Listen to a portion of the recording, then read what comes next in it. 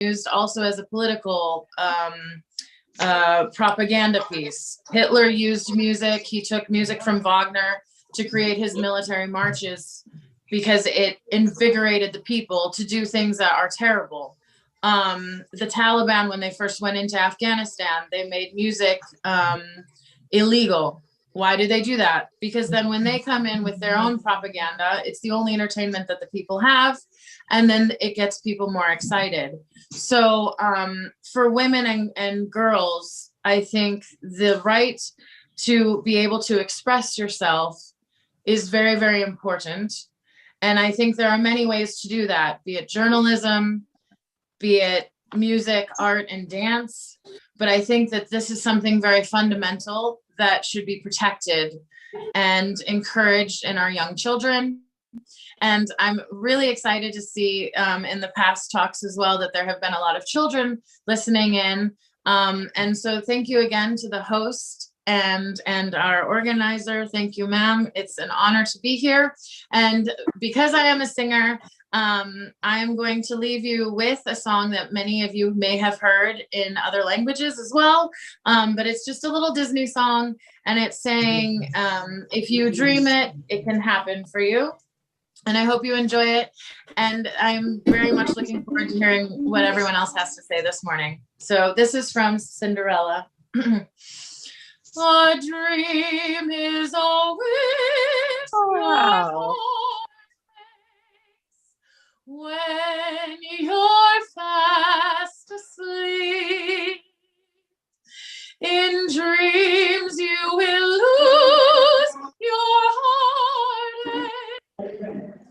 Whatever you wish for, you keep. Have faith in your dreams, and someday a rainbow will come shining through. No matter how your heart is aching, if you keep on believing, the dream that you wish will come true. Thank you again for having me. It's been an honor. Thank you, ma'am. Thank you very much for this beautiful song. Amazing, ma'am. Amazing. And ma'am, I want to share my thoughts as you said in your presentation. I would request every guest to please keep your mic on mute mode.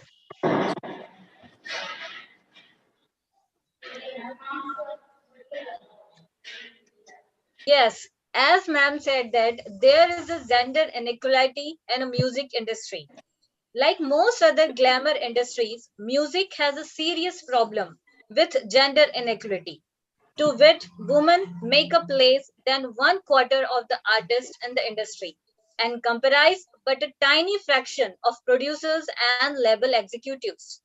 So, ma'am, just enlighten us about what is the discrimination in gender equality in a music industry. So, thank you very much, ma'am, for enlightening us with your beautiful thoughts and also energize us with your beautiful song. Thank you very much, ma'am. Thank you. Thank you very much, ma'am. Thank you very much, ma'am. And now we have a very beautiful and a wonderful guest from the Mauritius. Hello. Miss Sheila. Yeah.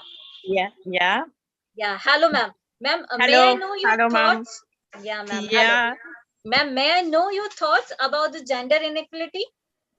Well, gender is from the very beginning. When the woman is pregnant, they start to differentiate between a boys and a girls. So here also in my country, a little tiny country, but there is disparities. And there is a difference between men and women. For example, even in the political sphere, we have got so many men that we have got only 2 ministers who are women. In government service, the same issue. Only women are here to teach men to make them become at the higher post, whereas others no. Women actually are playing an important role everywhere, I can say. But we have a society, maybe it is through the whole world that we have this kind of things, that we have got a society where is polarization, a male dominated society. Women are here, we give them education, we help them, we make them climb the ladder. When it comes for promotion, only men are being promoted. Maybe you think that I am gender biased, but it's not like that. It's like this, even in political sphere, even in where there is higher post, where there is a sort of promotion, we women, we are left aside.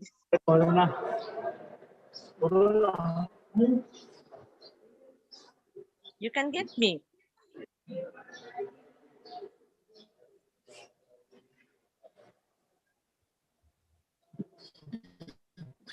Yes, ma'am, please carry on. Well, for example, we women, we are trying hard. We are trying hard. We are trying to see where we can stand to fight for our rights. They say that women's right is workers' rights is women's right.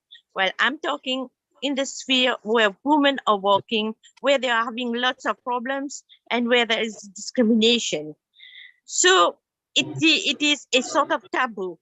Actually, with the COVID problem, most of the women are left at home without any job.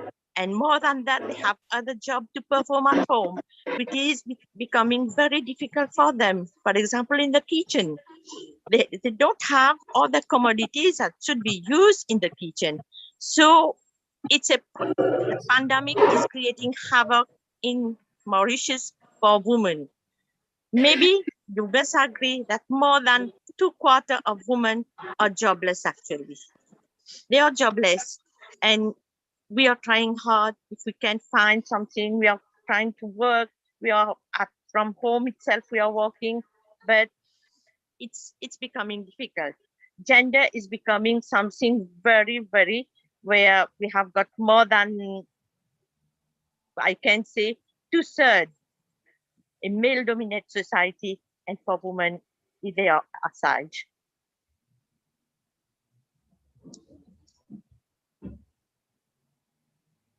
And by the way, we have got women who are working, who are in the front, they are the frontliners. Actually, with the pandemic, most of the women are in the frontliners. They are trying, they're in the scavenging, in the health sectors, in the security sectors, only women are there.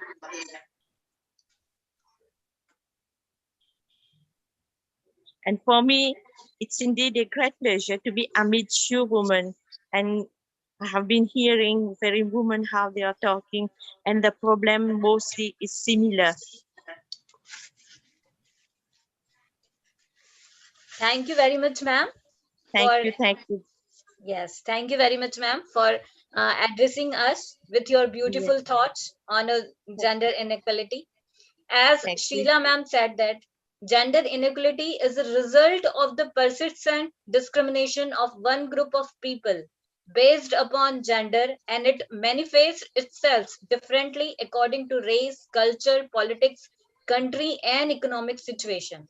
It is furthermore considered as a causal factor of violence against women. Yes, ma'am, we are agreed with your thoughts. Thank you. I would like to call our next speaker and the director, Kanti Sweets Bangalore, the national president, Wiki Food and Nutrition Council, Shikha Sharma ji. Supriya, for inviting me for this engrossing discussion today on gender equality. Courtney, thank you so much for such a lovely start, and it was a beautiful redemption. And thank you, Sheila ji. You rightly said that, unless and until the power comes to our hand, we feel powerless. That's absolutely right. I extend my heartfelt welcome to all of you. Namaste to Shri Sushil Bhasin ji. We read your message yesterday on the group. We are thankful that you are liking the program. And I hope that we make this program successful And it continues the same way, keeps capturing everybody's thoughts, and we share our views on this platform freely. And today, the topic being gender inequality, I would like to quote here that one of the world's greatest thinker, reformer, and leader, Swami Vivekananda, had said, "All nations have attained greatness by paying proper respect to women." In Indian culture, the gender of a person is an aspect of his or her name or form. It does not extend to the soul, and there are two sides of any entity, male and female, with both complementing each other. According to Vedanta philosophy, men and women and all beings are divine in their essential nature. The practice of women choosing their husband in olden days, even now it continues, and the fact that in sacred offerings, all salutations addressed to Swaha, the wife of Agni, the male god of fire, and not Agni himself, depicts the underlying strength of Indian culture towards equality. In the modern times, women have come across many changing statuses, subject to discrimination and unequal rights, even in the Indian family. A typical example of how idealism was not translated into real actions. Women across the world have displayed determination, grit, and patience to obtain what they rightfully deserve, as being a human should be seen as fundamental one. A woman is like a diamond. She has reached her full potential under immense amount of pressure. For my example, I would say I was born in a Hindu traditional family, which was a joint family where we got all the opportunities to grow as a human being. We were not treated as different from the other boys of the family. We were given equal education powers, and we had the choice to do what we wanted to do. That gave me a platform to grow into a productive human being, and got married into a family which again encouraged me to come into a business which is not taken up by many women in our country, which is the sweet business. And I'm glad that everybody encouraged me to take up this business, and where it is a men centric business, very few women participate in such activities, but it helped me bring this business to a certain level where it grew into more of food and nutrition centric, where we set up a lab which is very rarely seen in a sweet industry. So, it is the opportunity which is thrown at us, and the way we make use of it and turn it into accomplishments. As a former First Lady, Eleanor Roosevelt said, "No one can make you feel inferior without your consent." Women should realize that their potential in any field is as vast and immense as the infinite sky. And once they are clear in their professional objectives, it's just a walk ahead. The social stigmas attached to women in the medieval past have begun dreading down, though there is much more to cover. It is imperative to expand this consciousness, thought, and belief uniformly across the world that the better half of a man is the better half of the world. As we progress further into the 21st century, our focus should not only be on pushing for the legitimate position we deserve on various aspects, but also promoting harmony in a way that is beneficial for both men and women. It is of prime importance to bring necessary reforms to demolish the patriarchal mindset that justifies discrimination against women, to promote a complementary symposium of deeds to make this world a better place. It is well understood that a nation can progress only when both men and women are entitled to equal opportunities. Now, to mitigate the difference that arise in this process, it is also crucial to clearly define these issues into spheres of economy, culture, domestic, etc. When we have defined them, we have apprised ourselves of the specific aspects we must target and what should not be compromised. Duties are equally important vis-a-vis rights, irrespective of any social division, and hence both duties and rights should be addressed in a cooperative and prejudiced manner. A man with ambitious needs need a woman with vision. Clearly, both cannot sustain in stark isolation, and true gender equality can only be attained when both walk the same steps towards complete harmony. We have to keep this in mind. Break barriers to growth, keep your culture afloat. Let's grow together, men and women both. No obstacles can deter a woman who has embarked on her journey to success. Finally, there is no force more powerful than a woman who's determined to rise. With this, I would say what I have learned in my family, I have seen my mother, my mother in law, and the other women around me. I would say that it is very important that we walk hand in hand to grow, to nurture, to nourish the Indian culture, tradition, and our families. Thank you very much. And I would also like to extend my heartfelt gratitude to the organizers and Dr. Habeen Arora, the founder president of Women Indian Chamber of Commerce and Industry, for giving all of us, connecting many women across countries, across boundaries, and bringing us on this platform, giving us this opportunity to share our thoughts. Thank you, Supriya, for this lovely morning. Thanks a lot, everyone. Namaste from India. Thank you very much, ma'am. You enlighten us about the Vedanta philosophy for the gender inequality. And ma'am, we are agreed your thoughts that men and women are divine and they both are treated as equally. Thank you very much, ma'am, for enlightening us in a very well manner. Thank you very much, ma'am. Now, I would like to call our next speaker and our third address from Turkey, Alif Seluk, the religion teacher from Turkey. Now, she would like to enlighten us about the gender inequality. Alif, are you there? Yes, best wishes and regards from Turkey. Let me share my presentation. Just a minute, please.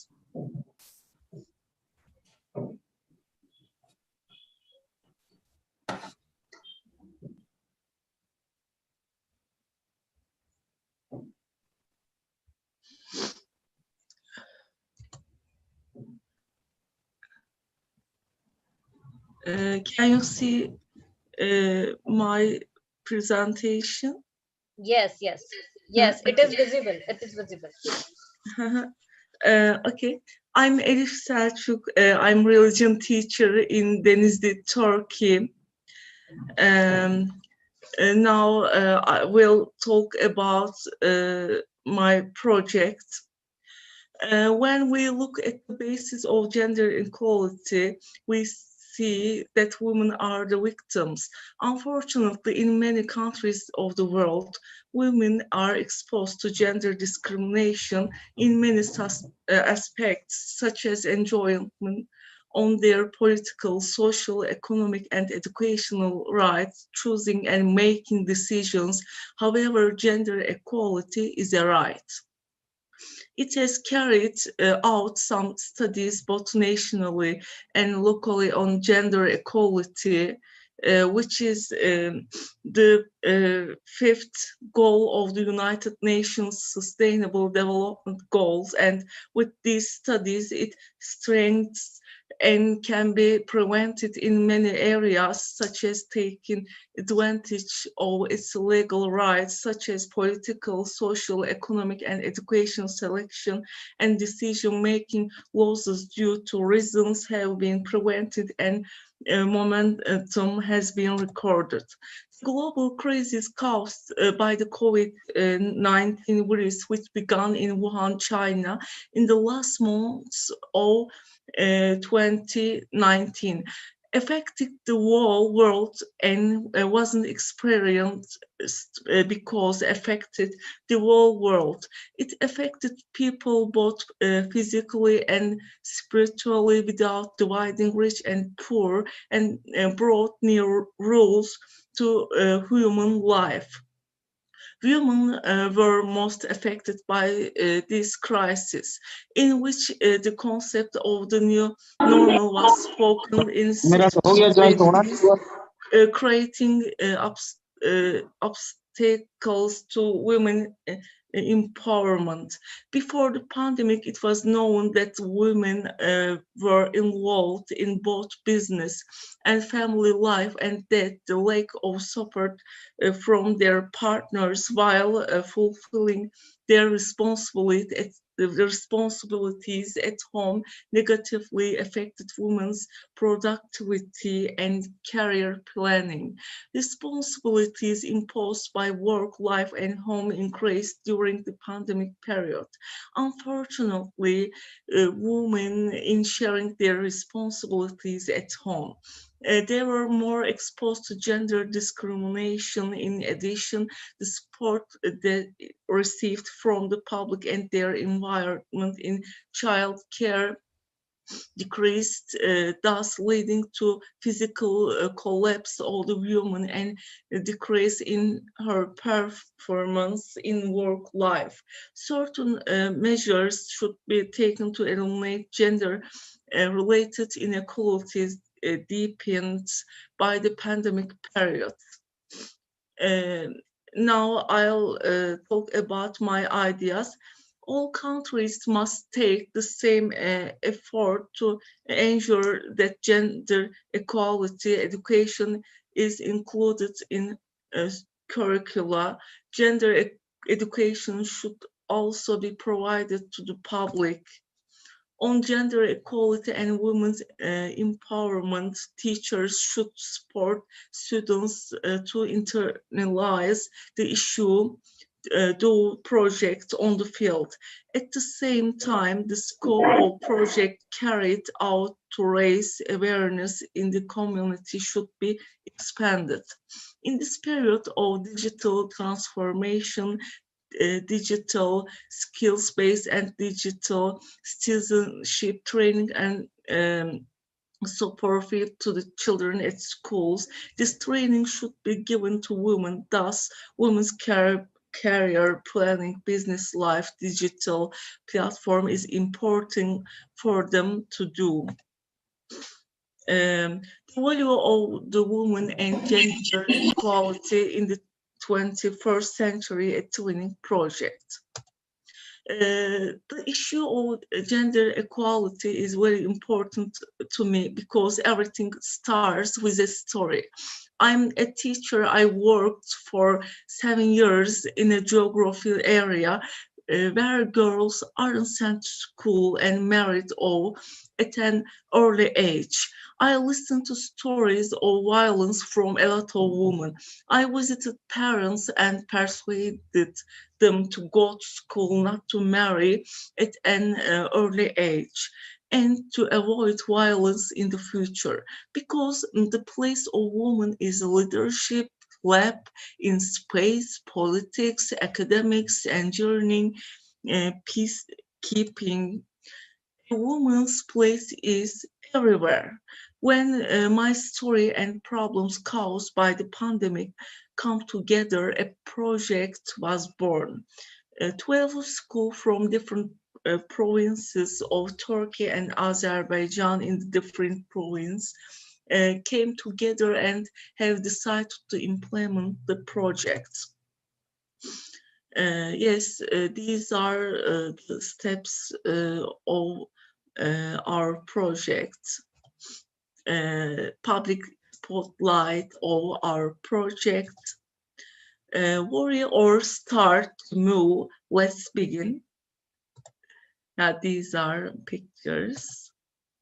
The first step is sustainable development education. First of all, we trained our students for sustainable development goals to make education compatible with the objectives in order to leave a livable world to future generations, to increase the problem-solving capacity of students by improving certain competences during the current global crisis, to bridge the gap between awareness and action, to support students to adapt to the relationship between school and the outside world, to raise global citizens who are progressing towards establishing a sustainable universe, who are aware of the problems of the world, who can contribute to a sustainable future, who can be involved in problem-solving processes on a global scale, who are the change itself and who embody ethical and human values. Then the students designed concept cards, games, awareness video, and global goal 3 related to 17 goals. They published a digital magazine, and in the last stage, they took part as speakers at the summit named Global Goals Summit 2021. Yes, these are some examples of our collaborative works our students designed. This RT. Yes. The second step is gender equality and women in our community. First of all, we trained our students for gender equality education, video from different cities and countries, interviews and posters, gender definition, women, men and women terms, and statistical studies in our community, in games, fairy tales, songs, proverbs, items, stereotypes among the people, cards, gender equality with cartoons, in fairy tales, in movies, songs, sending letters to scientists, awareness video. Yes, now I want to show you some collaborative works.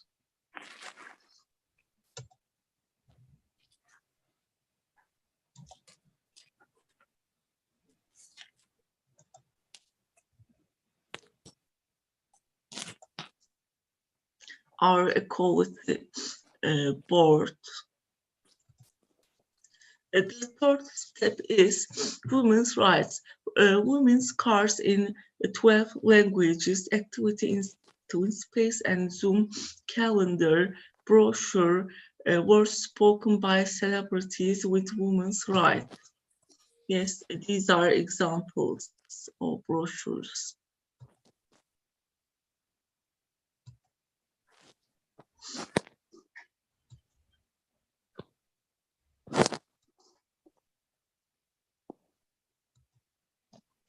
The third step is women and literature. Turkish, Azerbaijan, British, American, Arabic, African, Far-Fetched literature, overview of women's contact, famous writers, women in mythology, gender, language patterns, in Yunus Emre's 30, understanding who is who, event cards.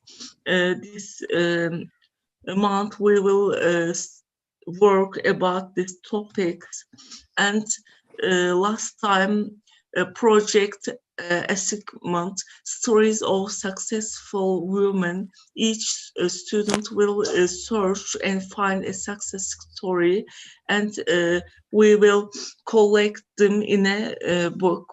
In addition, mixed teams work together in the project, and methods and techniques such as flipped learning, project-based method, game-based method, jigsaw, Feynman technique were included. Surveys were also conducted during the project. I always say to my students, always be hopeful. A hopeful child means a happy child. You will have many roles as a woman in the future, above all a human being, a mother and a businesswoman. Always be creative and practical. If someone doesn't give you a job, you create your own business area, and always tell ourselves what is it and who said it. Late Monday, I'll start right away. Just believe if you manage to feel and bring these feelings to life, then everything will be very beautiful and you will live according to purpose of life. Thank you. Thank you very much, ma'am, for addressing us from a beautiful country, Turkey. Thank you very much, ma'am.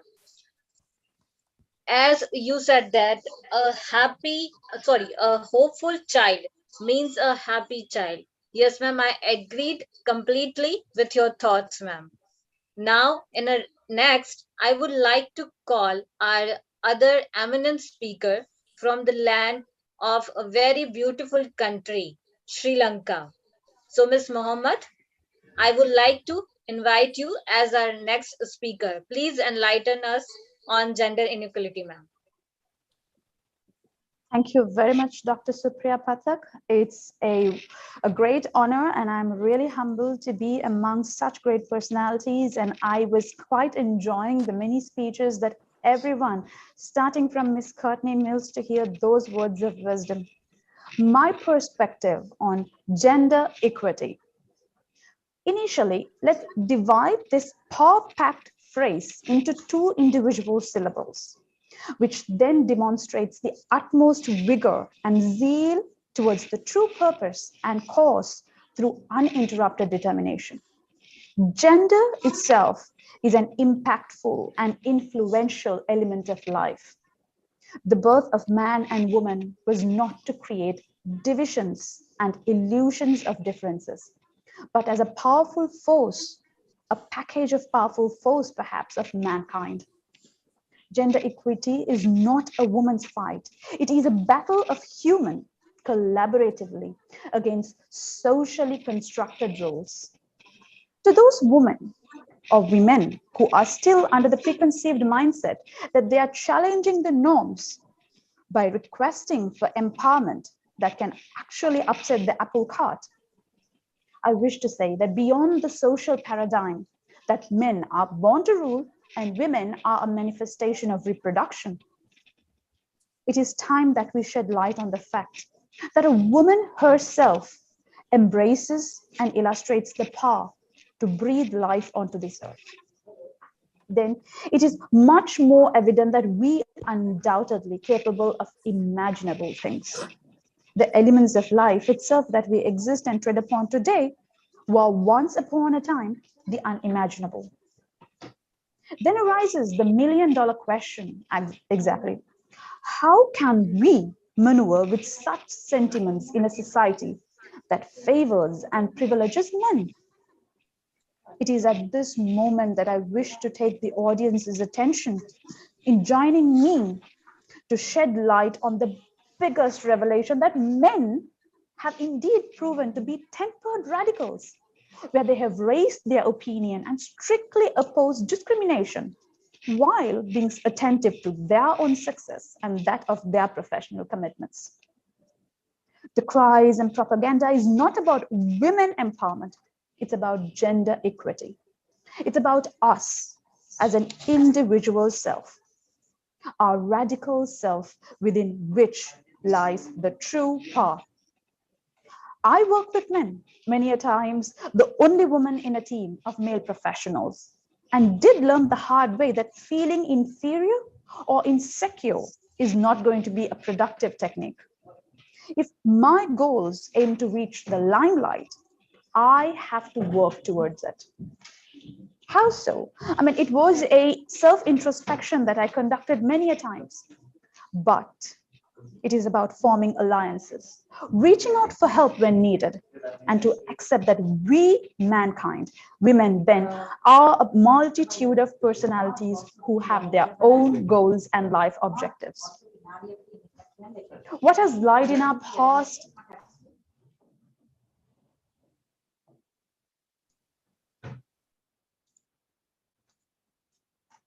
is just a pieces of triviality, but what lies within us and lives within us has the true power to be the real force of change.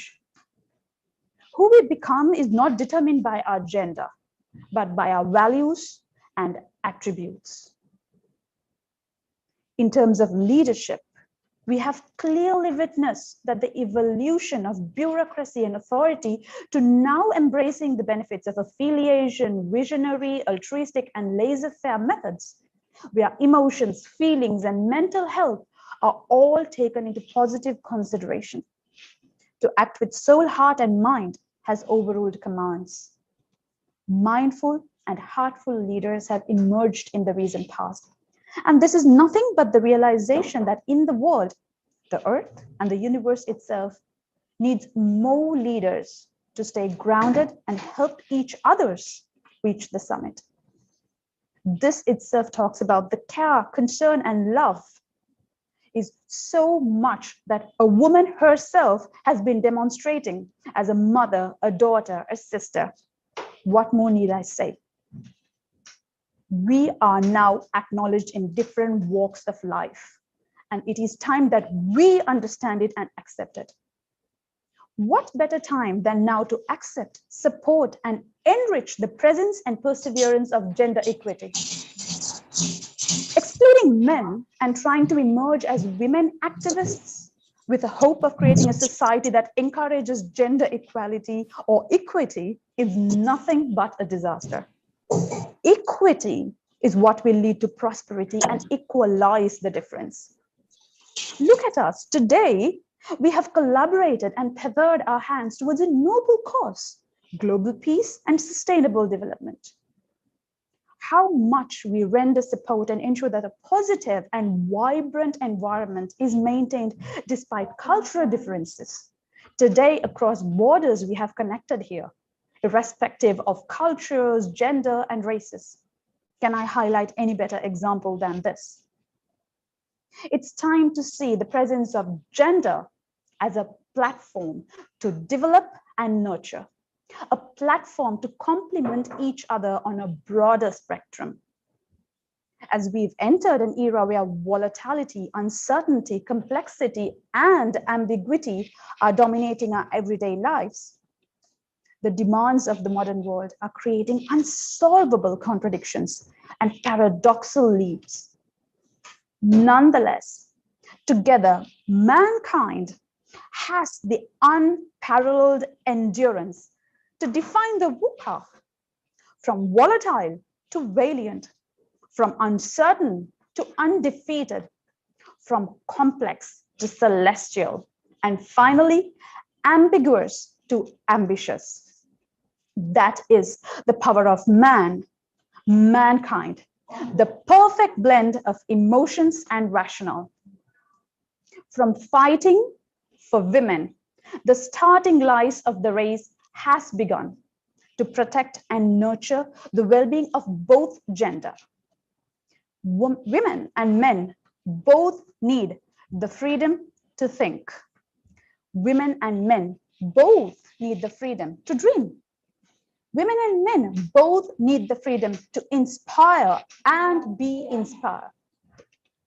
Women and men both need the freedom to learn more and be the influential, impactful, and inspiring personalities in their own unique ways. Empowerment is thus a fundamental right to think, believe, and act, thereby cannot be confined to any gender. The barriers built high due to gender disparities have to be brought down. That will not only broaden the horizon and push the boundaries for self, but to all. Sustainable development, henceforth, is to create a level playing field to achieve our own goals without placing red tapes or challenges to another and even the generations to come. Accepting the strengths and weaknesses of both genders will allow us to complement each other and leverage on our differences, because that is what makes us unique. Beginning to think and act as a human initially shall serve the utmost purpose and create the global human chain in effecting a mass scale transformation, which is only possible when we as individuals believe in its possibility. Be the change to make the change. What you and I certainly do shall make the difference. And it is us who have to decide what kind of difference we are going to make. For life is a blessed platform by a holy phenomenon where men and women were created to magnify the virgin earth with our physical and intellectual bond. Coexistence and cooperation can reap the desired benefits that have been our long-lasting dream, to be recognized and to be empowered. So thank you, Dr. Supriya Pathak, for this wonderful opportunity. And it is a great honor, and it is my humility to have presented my speech amongst immense personalities. Thank you so much. Thank you, Ms. Mohammed. Thank you very much. And as you enlightened us about the values and attributes, and yes, of course, be the change to make the change. I agreed with your thoughts, ma'am. Thank you very much for joining us. And now, in the next row, I would like to call Ms. Mokshi Virk, the founder director of Indo-Canadian Arts and Cultural Initiative, the president of Central India for the Women Indian Chamber of Commerce and Industry. So, Ms. Mokshivik, now the stage is yours. Thank you, Dr. Supriya Pathak, for having me here with you. It's a wonderful summit that we are all attending, and I'm humble. I'm proud to be a part of this. So let me start with my introduction first.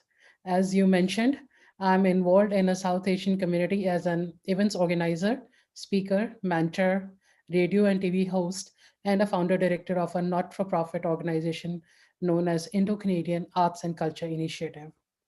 I'm based in Canada, and my passion lies in community service. I believe in making a difference in the lives of fellow citizens. I moved to Canada in 2002. It's been a long time now. I decided to start with a not for profit organization in 2014 with the sole purpose to empower women, newcomers to Canada, youth, and seniors. We were doing it through our community programs and events. I'm so happy and proud to have a team of dedicated volunteers who have been supporting me in all my events throughout with the feeling of giving back to the community. I'm a strong believer of women empowerment, and we've worked and collaborated with several community organizations in Canada as well as in India. I have been recognized and received many certificates of appreciation and awards from different organizations, Canadian Member of Parliament, and communities that we are involved with. I always say that it's hard being a woman. All the ups, all the ups and downs we go through and wear multiple hats. We need a whole lot of confidence, power, and courage to both go out into the world and to take care of everyone around us. And most importantly, we still need to try to find out some time for ourselves.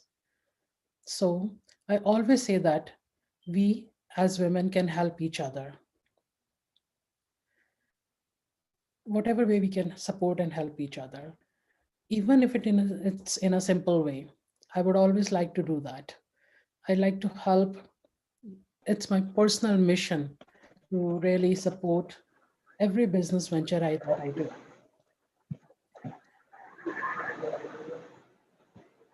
I think there's like a lot of people are talking in middle, so if we can have people on. Yes. I would like to request all of you, please put your mic off.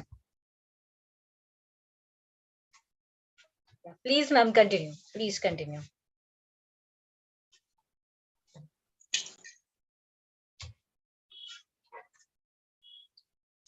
Mokshi ma'am, your mic is off. Mokshi ma'am, your mic is off.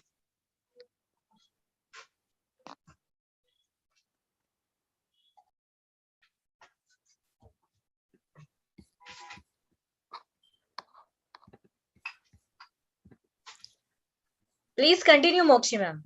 Is it okay? Okay. Yeah. Yes. So let me just talk a little bit about our organization, ICACI, which is Indo-Canadian Arts and Culture Initiative. This organization is not about me. What we are trying to do is we want everyone to get together and inspire and empower each other. It's the combination of different stories and ideas that our board members and participants that they give us, and we take those suggestions and ideas and plan events, workshops, seminars to empower each other, and we learn from it. There's also, as we all know, that COVID-19 pandemic has changed the whole world. It's a serious public health crisis that the whole world is facing. It has revealed fundamental gaps in our society, that how it has impacted us, and how it's impacting the vulnerable and the struggling community. 2020 was poised to be a milestone year in the movement to advance women's fight and gender equality here in Canada and around the world. Rather than an opportunity to celebrate the progress towards the goals of these key pillars of progress, 2020 brought us to this global COVID crisis, presenting a serious challenge to the decades of movement towards greater gender inequality. Women and girls have been particularly impacted. Women have faced job losses. There has been so many problems, and still they have been at the front line of this crisis in our community. They have they are slower to return to the work than men and continue to face challenges. And that is what we have to all work together. Women are not only the hardest hit by this pandemic, they're also the backbone of the recovery in the communities. Putting women and girls at the center of economy will fundamentally drive better and more sustainable development outcomes for all, support a more rapid recovery, and place the world back on the footing of achieving the sustainable development goals. There has been progress over the last decades. More girls are going back to school. Girls are not forced into early marriages. More women are serving in the parliament and position of leadership. And laws are being reformed to advance gender equality. But we need to understand that gender equality is not a female issue. we it's a social and economic imperative. It's vital for us to include men in this equation and welcome them to participate in this event too.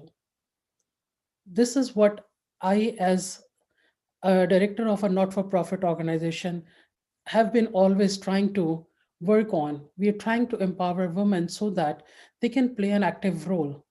And thank you so much, Dr. Supriya and Witty Gossip Association, for having me as the guest speaker and talk about gender equality.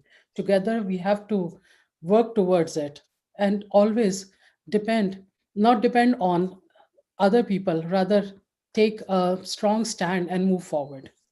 Thank you. Thank you, Mokshi ma'am, for joining us from Canada. And as I know that, yes, in Canada, there is a night. So thank you very much, ma'am. And I'm extremely sorry to to disturb in a whole night. And as you you are joining us, so it's our pleasure, ma'am. Thank you very much, ma'am. Thank you. Thank you. Take care. Yeah.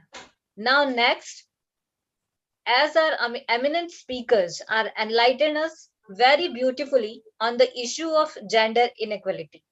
So in the row, I would like to call Afroza Akhtar.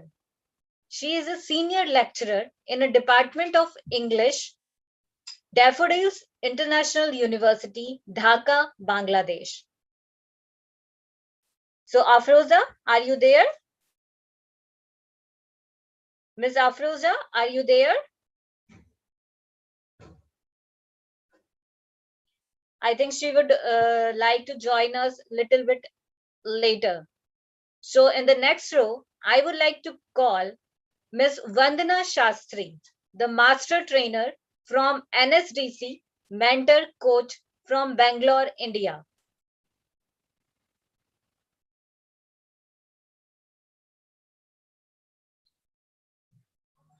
Yeah, welcome Vandana ma'am. Good morning, everyone. A very happy morning to all esteemed guest speakers from various 17 countries. Very happy morning to one and all other speakers, so Dr. Supriya, Dr. Shiksha Sharma, and Witty Gossip Organization, and all other organizers.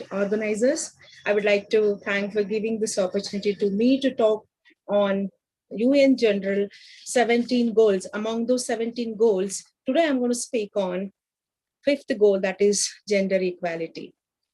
Dear friends, our other speakers, esteemed speakers, spoke on what is gender equality and why is it required. All this we know, but today I'm going to talk on how it can be tackled and what was my role. I closely worked with many women workers at various workforces, especially a labor kind of workforces and the employees of transport system in Bangalore in Karnataka. Since last year, I've involved in many of such activities. One of those is Bangalore Metro BMTC, that is Bangalore Metropolitan Transport System, wherein there are more than 25,000 drivers and conductors. I would like to tell you why. I would like to share this news with you because today gender equality is a topic where a narrative has to be changed. A total gender narrative has to be changed, and we need to work like a catalyst. So the catalytic role what I played in this scenario, I'm going to share with you, because there is one lady who was a change maker, and even I want to be the change maker in the society. How can we change this gender bias? Of course, through education is the main platform, wherein if we educate a girl child, entire society will be changed. So for this example, let me share one example. There is one lady by name Bhanwari Devi in a very remote one state called Rajasthan in India. There's a remote village. She was appointed from government of Rajasthan as a she was appointed from the government of Rajasthan to there was a system in our India, child marriage, which was a very this was practiced in many of the areas. So there she was appointed to stop the child marriages in and around her village, and apart from that, in anywhere in her district. So what happened there was a very huge, very rich family in her village, who were very predominantly ruled the entire district. They were very, very in their family there was a marriage supposed to happen, and her job was to stop that marriage. What she did was she went and approached them, she requested them, she enlightened them that what are the drawbacks of child marriage. Children are not mentally prepared, they're not physically developed, so she ought to stop that event, that is marriage. What happened was, surprisingly, those people not only conducted marriage, the wedding went on, but it is very shocking that those gundas, those people, gang raped her, brutally raped her. And on that day, she decided that she has to raise her voice. To what an extent? She herself and her husband together went and lodged a complaint, and at last, they decided that this situation should not happen to any woman, any girl in India. So, and they fought in such a way, they lodged a complaint, they formed a union, they went and discussed all community people. Of course, there was a huge, lack of support from the community, but she alone, she fought for this cause. Finally, she raised her voice to such an extent, the community gave us such a support, wherein a law was made. And the law is called, everyone knows in India, the POSH Act, Prevention of Sexual Harassment 2013, redressing such women who are harassed at workplace. Ladies and gentlemen, by this story, I was moved by this story. I was motivated by this story. And last year, I took up a challenge. There are more than 25,000 employees in BMTC, Bangalore Metro Transport System, wherein every day, we, the group of 6 trainers, every day we are handling 200 drivers and conductors, wherein, let me share you the good news is, after creating the awareness on gender sensitization, after giving a training on POSH, after giving an insight about how to create women's safety in public places, how to remove this gender bias in a public places, public transport, then we were able to create a huge exponential results, the impact on the society. Let me share you the impact after our training, the impact created among the workers of BMTC. That is, let me share you, 11,000 employees are trained. Among them, nearly 600 complaints were lodged. We took those complaints, we sat with them personally, and we discussed with them, we consoled them, counseled them, and we redressed this issues, addressed these issues, and finally we were able to get now today I can proudly say that hardly there are any complaints on women harassment at their workplace, which has created a huge impact. And for this, entire BMTC got a great applause from Government of Karnataka as well. Ladies and gentlemen, this is the way we need to change the narrative. We need to raise a voice. In what way? It's me, it's I should change the society. How can I change this? Yes, it is possible. Change should be from our mindset. We should change our mindset. There should be an equal opportunity for women and men equally. How can we create this equal opportunity? It's, each individual. I request through this platform, every one of us, I would request everyone, this summit should not go in vain. We should make use of this platform. After undergoing such a beautiful summit, we should take an oath. We should pledge ourselves, what best I can do individually. Let me do my part. And how best I can do? There are 101 ways. Let's start from our own family. Let's start from our own background, our neighbors, our community. Definitely, I believe if the community is driven, definitely a society can change. And this change, we not only brought in BMTC employees, we brought in the labor workers in the factories also. We went there, we spoke to them, we created that internal boost that even they are equal. Law is with them, law enforcement is with them. They need to make use of law and they should raise their voice. Now, slowly, gradually, people have started raising their voice, which has led to even men have come up in life, they started understanding the law. They started understanding the value of women, the strength, the talent, the skill possessed by women should not go in vain. Yes, it has to be addressed. Every one of us should take a pledge that let me do a bit of mine. And how to do? Let's start by going and approaching the laborers in and around us, the construction workers in and around us. Just listen to them. What is their problem? Of course, other than hunger, other than poverty, they have a very, very, very important problem with them, that is gender bias. They have been less paid, they have been ill-treated, they have been harassed, wherein they cannot come up and talk to the people. How best we can talk to them? Just console them.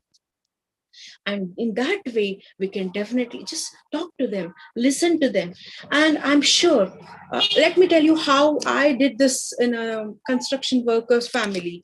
I went there, and how I discussed with them. Many of them, see, there are many schemes in India, especially in Karnataka. They've come up with many, many, many schemes for women. For construction workers, they have, created a platform wherein they can come and stay safely. They have, government has created a safe environment for the construction women and factory workers. If they don't have home, if they are providing, government is providing, but they're unaware. Being an educated people, can't we do such a small act at least? What I do, I take up my laptop to them. I personally sit with them, because they're illiterate. They can't operate mobiles and have laptops. They can't they can deal with the internet. What I did was, I took up their basic information. I filled it in those application forms. Many did not had a Aadhaar card, which is a basic thing. And many were deprived of basic rights, right for health, good education, food, all these things. I tried whatever best way is possible from my side. I took all those information from government schemes. I underwent with the information about government schemes, which is exclusive for such marginalized people. And I try to help them. I proudly say that many, many, many hundreds of women workers, labor workers, they're so happy now because they have been provided with a Aadhaar card, health card, and a pension, you call it as widow card. We have a scheme called, if the widows, they are most ill-treated from the family. Forget about the society, they're ill-treated in their own family. So there's so many things we can do. Only thing is, we should have that desire to, throw back to the society. We should do something to the society. So I'm going to share a few things, 2 or 3 pictures where I worked. Just hold on.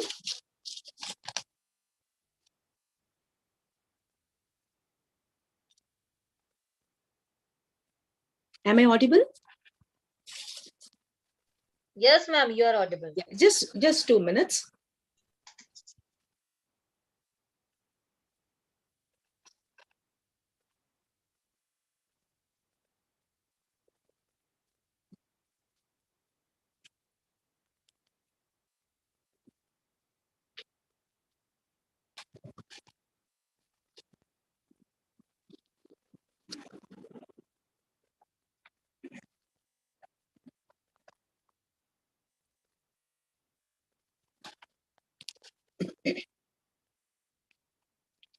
There is a concept called IC, Internal Complaint Committee. It's been mandated from Government of India that POSH is an act which is formed in 2013. There are some guidelines given by Vishakha guideline. Following those guidelines, we formed the internal complaint committees in many of the organizations. Since I'm an external member, we approached them, we took their complaints, and the complaints were most of the times the complaints were related to sexual harassment, low pay scales. These are all, I felt this has to be addressed. and how, being an external member, how can I address them? I tried. I sat with them without punishing them, without, without burdening them, with a very coolly, with a very taking very nominal fees. What we did was we addressed their issue, and now today I can say that happily.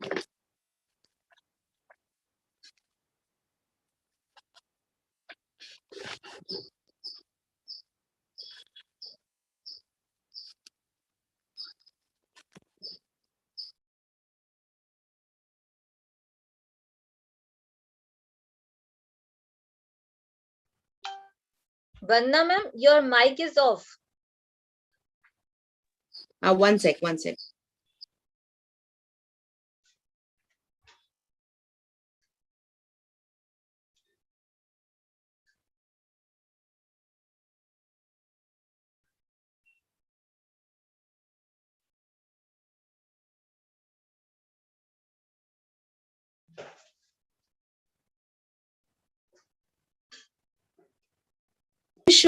This picture shows this. Of course, I could not add many photos over here, but how I tackled this issue.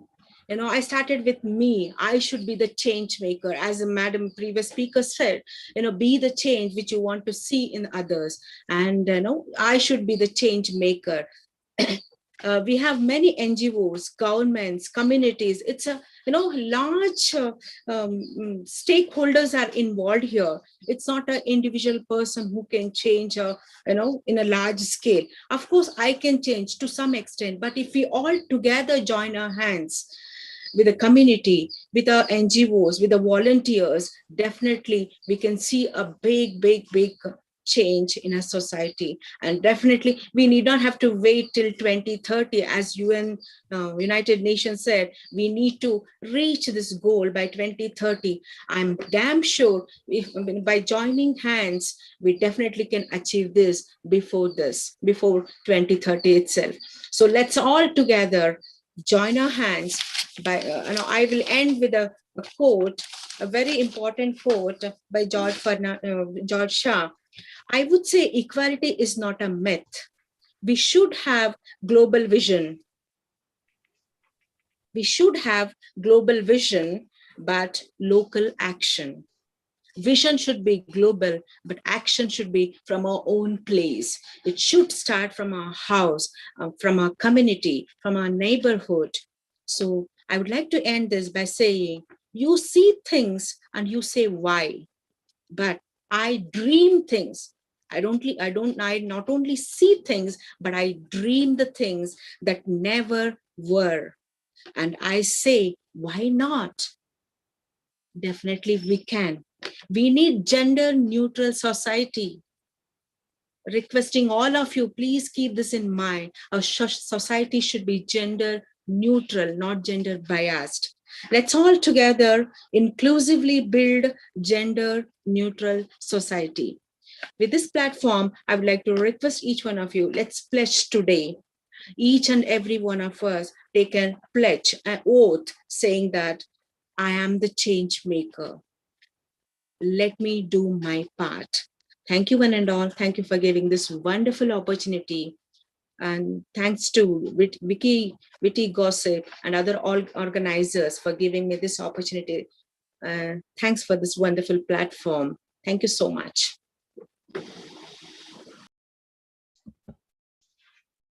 Thank you very much, ma'am. And yeah, yes, your thoughts were amazing, ma'am. Thank you very much, ma'am. And now, in the next row, I would like to call our next speaker, Dr. Tahara Khanum. She is an associate professor, SOD, in Al Amin Arts, Science and Commerce College. So, Dr. Thara, are you there? Yes, Supriya. Am I audible? Yes, ma'am, you are audible, ma'am. Please introduce yourself, ma'am. And after that, we will go with your presentations. Okay, thank you. I am Dr. Tahara Khanum, working at Al Amin Arts, Science and Commerce College. I'm the head of the department. I have 13 years of work experience. I'm a vigorous crusader to stand for women and children. I believe in helping and sharing knowledge. With this, I would like to start today. Dear esteemed speakers, distinguished delegates, and philanthropists, good morning.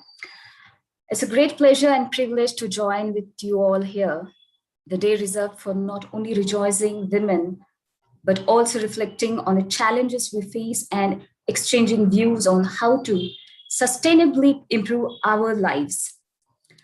I would like to thank the Tagore Shiksha Mahavidyalaya and Witty Gossip Association, Dr. Supriya, for this excellent opportunity to share my thoughts with great personalities gathered here.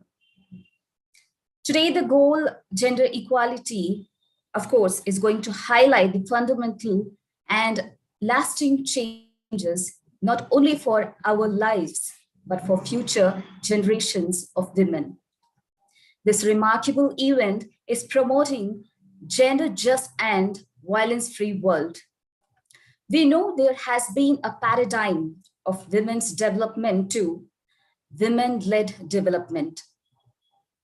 Women's role has become more vital during the COVID pandemic, which has devastated many families and livelihood.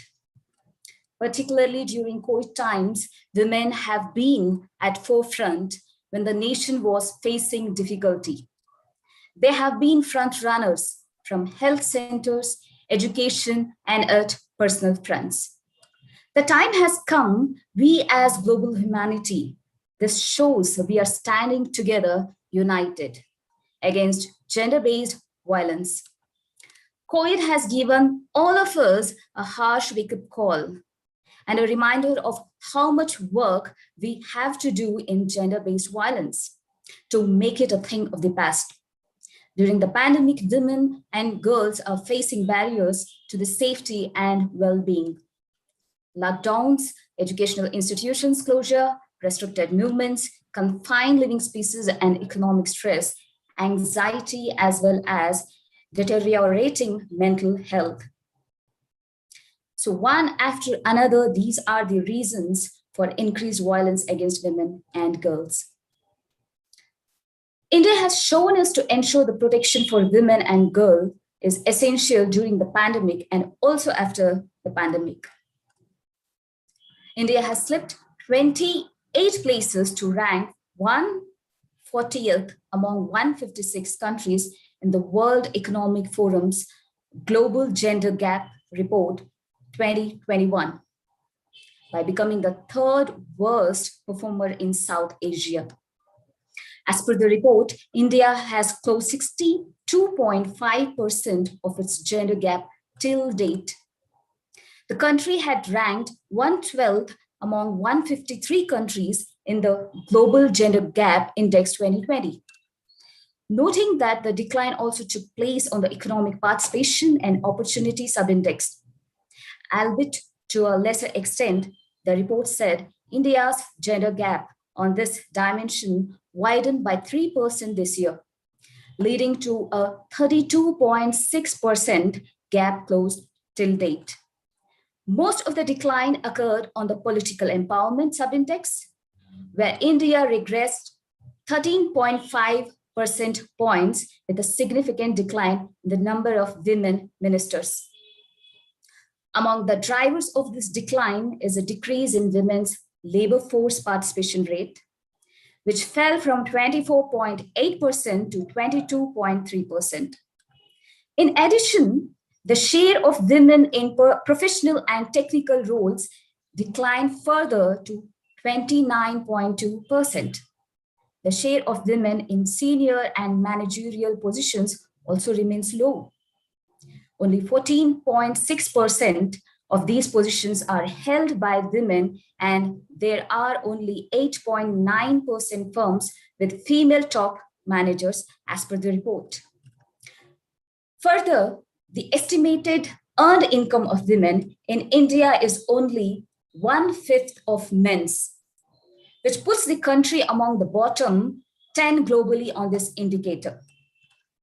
Discrimination against women is also reflected in the health and survival subindex statistics, with 93.7% of this gap closed to date. India ranks among the bottom 5 countries in this subindex.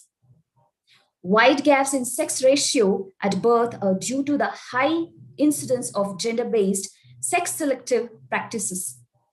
In addition, more than 1 in 4 women have faced intimate violence in her lifetime, the report said. Conversely, 96.2% of the educational attainment subindex generation gap has been closed, with parity achieved in primary, secondary, and tertiary education. Yet, gender gaps persist in terms of literacy. 1/3 of women are illiterate, compared to 17.6% of men, it added. India is the 3rd worst performer in the region, having closed 62.5% of its gap because of its large population. India's performance has a substantial impact on the region's overall performance.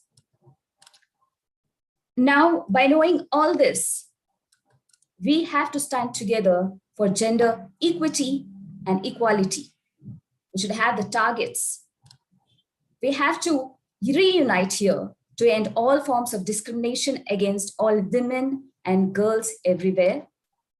Eliminate all forms of violence against all women and girls in the public and private spheres, including trafficking, sexual and other types of exploitation. Eliminate all harmful practices such as child, early and forced marriage, and female genital mutilation.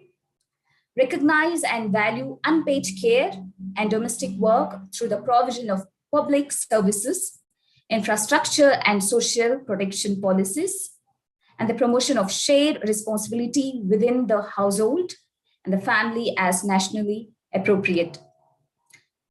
Ensure women's full and effective participation and equal opportunities for leadership at all levels of decision-making in political, economic, and public life. Undertake reforms to give women equal rights to economic resources, as well as access to ownership and control over land and other forms of property, financial services, inheritance, and natural resources, in accordance with national laws. Enhance the use of enabling technology, in particular, information and communications technology, to promote the empowerment of women. Adopt and strengthen sound policies and enforceable legislation for the promotion of gender equality and the empowerment of all women and girls at all levels. By this, I end my talk today.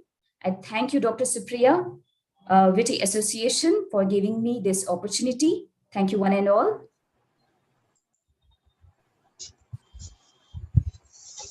Thank you very much, ma'am, for enlightening us with your wonderful thoughts. Thank you very much, ma'am, for being with us, ma'am. Ma'am, as you presented a very interesting facts and figures related to the gender inequalities. And thank you, ma'am, for presenting these facts and figures with us. Thank you very much, ma'am. Now, as our next eminent speaker, I would like to call. Am I audible? Yes, you're audible. I would like to call Mrs. Priya Shukla, Mrs. India Earth Runner-Up 2019. So, Miss Priya Shukla, are you there? Yes, I'm there. Yeah, you are looking awesome, ma'am. Thank you so much. So, yeah, let's start. See, I believe every child is special and every child should live his or her dreams to the full potential. But because of the gender equality, they are not able to, they are not able to fulfill their dreams to full extent. As we know, India is the largest democracy with 1.2 billion people and is expected to be the world's biggest populous country by 2050. Where India lives, has 100 of million peoples, and in recent decades, India has made sustainable progress against various things, but yet gender inequality has backdrop the rapid economic growth. Now, as I'll say कि all the experts, everybody has said everything, जो भी like whatever they wanted to say, and I think they have covered with everything. But what I would like to say is what we are doing for the society. Like as I went to a beauty pageant, before that I was not knowing what is gender inequalities and other several things that women are facing nowadays. But being into the beauty pageant, I came to know it is not about the beauty, but it is about the society. And you become a role model for the society, that you start doing several things for the betterment of the society. So after coming back from that, I made a group called Aishiros for all the women entrepreneurs. And we have made a kind of group for 10 to 12 people. Now it has extended to around 15 to 16 people. And we have joined hands with a government project called Safe City Project, in which we are working for the betterment of the girls. We are going to the rural areas. We are educating girls. We are providing them with the mobile phones. So this has helped me. And in fact, it has enlightened me somewhere that what we can do for the betterment of the society. So this is all that I would like to say.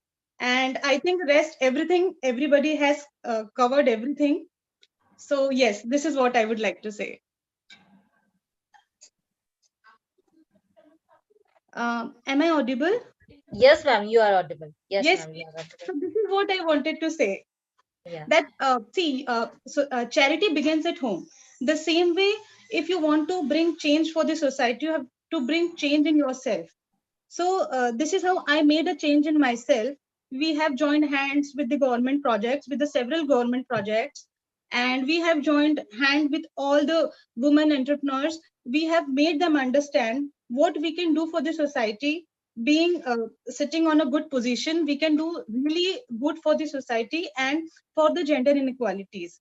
So I would only say that this should start from within. So yes, this is what I would like to say. Thank you very much, ma'am, for enlightening us with your wonderful thoughts, your amazing thoughts. Thank you very much, ma'am. And yes, Witty Gossip Association is very glad to have with us, ma'am. Thank you very much. Thank you. Thank you so much. Now, I would like to call our next speaker,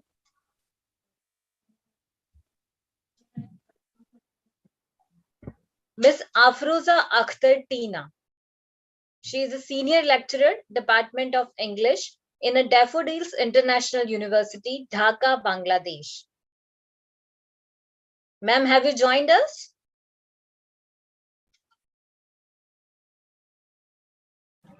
Yes, can you see my screen? Yes, ma'am. Yes, ma'am. We can see your screen, ma'am. Thank you so much.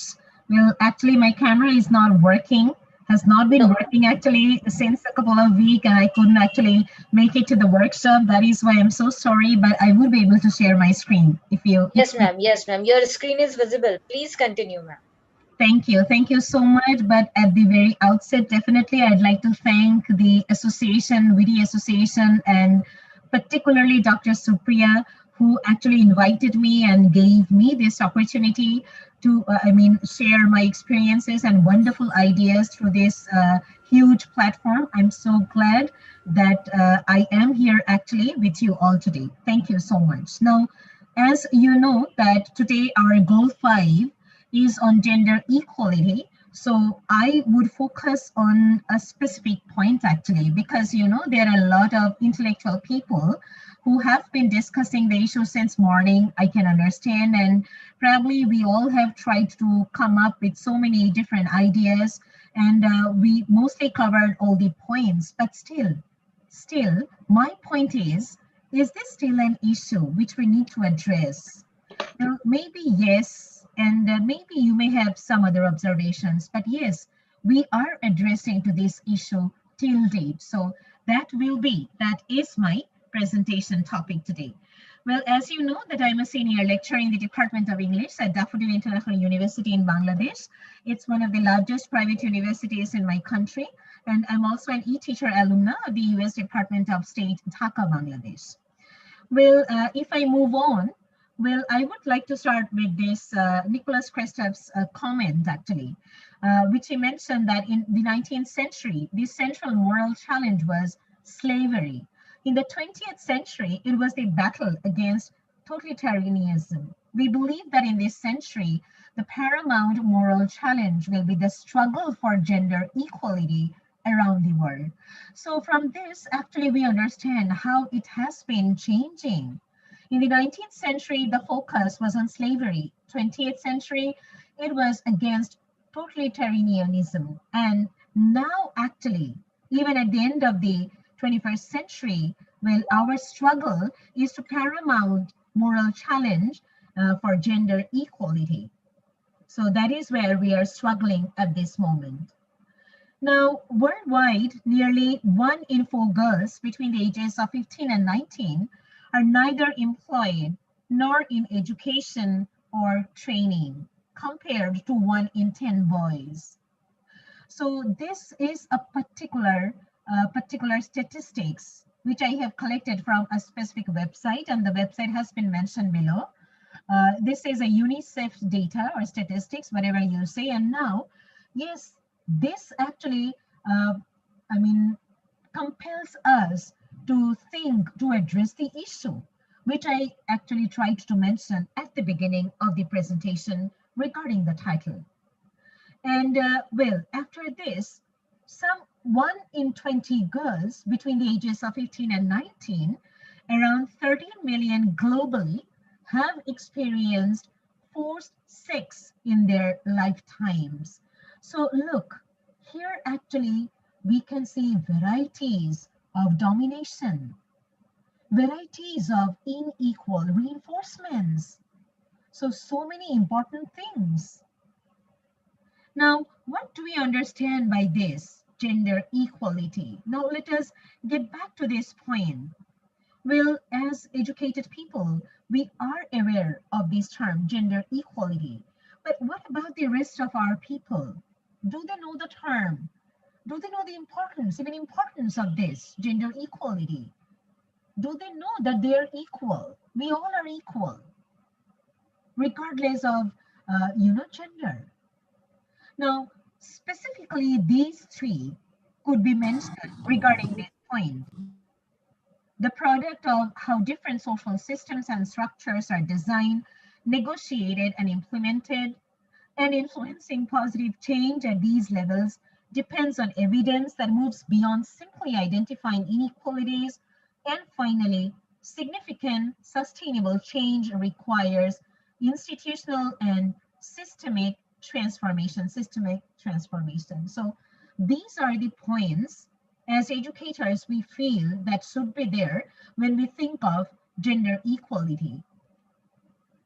And well, girls and boys see gender inequality in their homes and communities every day, which is a kind of, practical scenario. If we simply say, even at the end of the 21st century, we see that girl child and boy child, well, they actually have been experiencing this kind of unequal circumstances since their childhood, in their home, in textbooks, in media, in textbooks.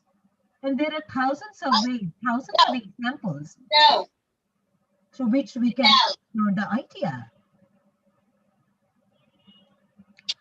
Well, the goal 5 of United Nations, SDG. Now, what does it say? Well, this Sustainable Development Agenda of the United Nations, under Goal 5, actually calls for continued action to reduce this gender inequality and empower women. Projects that focus on tackling this kind of foundational change are often referred to as gender transformative. Now, we know that United Nations, under this specific agenda, they have been trying to empower women through several ways, not only actually focusing on their education, but also trying to focus on their financial empowerment, financial stability. Why are you here? No, no, no. Here. I believe, Will, may I request everyone to please mute your microphones if you're not speaking? Okay, thank you so much. Well, yes, we know that like United Nations, there are several national and international organizations and platforms who have been actually focusing on this women empowerment issue seriously these days, and not only on education, but also on the financial stability of women. And that is also important. Now, even if you look at the practical scenario, other than our home, what do we see? Well, gender inequality starts manifesting itself very early. As I have mentioned, that a girl child starts facing this discrimination right from the womb, right from the womb. So that is the point, right from the womb. This discrimination starts, even these days. Female child is treated inferior to male child, and is deeply engraved in the mind of the female child. So what about that? Not only in the womb, but after the birth. Well, she knows that she is inferior to the male child who's with her in the same home. A male child is considered a blessing, whereas a female child is not considered as a blessing, rather a burden in our society. Even if we think of India, Bangladesh, and some other countries over in this region, we have this practical scenario even these days, and this is alarming. And the second point, well, education. If we think of educating a boy, then obviously we think of it as an investment, as an investment. We would have something in return, but what about educating a girl? We won't get anything in return. Rather, we'll have to give her a lot of dowry during her marriage. So what is the use of educating a girl? Now, in 2030 SDG, well, a strong narrative towards achieving gender equality, acknowledging it as a guiding principle linked to the realization of the right to education, and stating that women and girls should be equally empowered in and through education. So in 2030 agenda, this has been seriously mentioned with sincere significance. So that is the main point. Girls should also be empowered through education with the boys. And at the Global Campaign for Education, we believe that gender equality is a human right and a requisite for achieving broader social, political, and economic development goals as stated in the Agenda for Sustainable Development. So from this, we understand that how important all of the points are. These 2030 SDG is, how important it is regarding the circumstances that we have been facing actually, or we have been experiencing in our society. Now, let us look at an example. Let us look at an example, and this example has been provided from Peru. You know, I have taken this example from Peru, where significant strides have been made towards achieving gender equality in education in Peru, and following years of strategic civil society advocacy and lobbying a national gender equality policy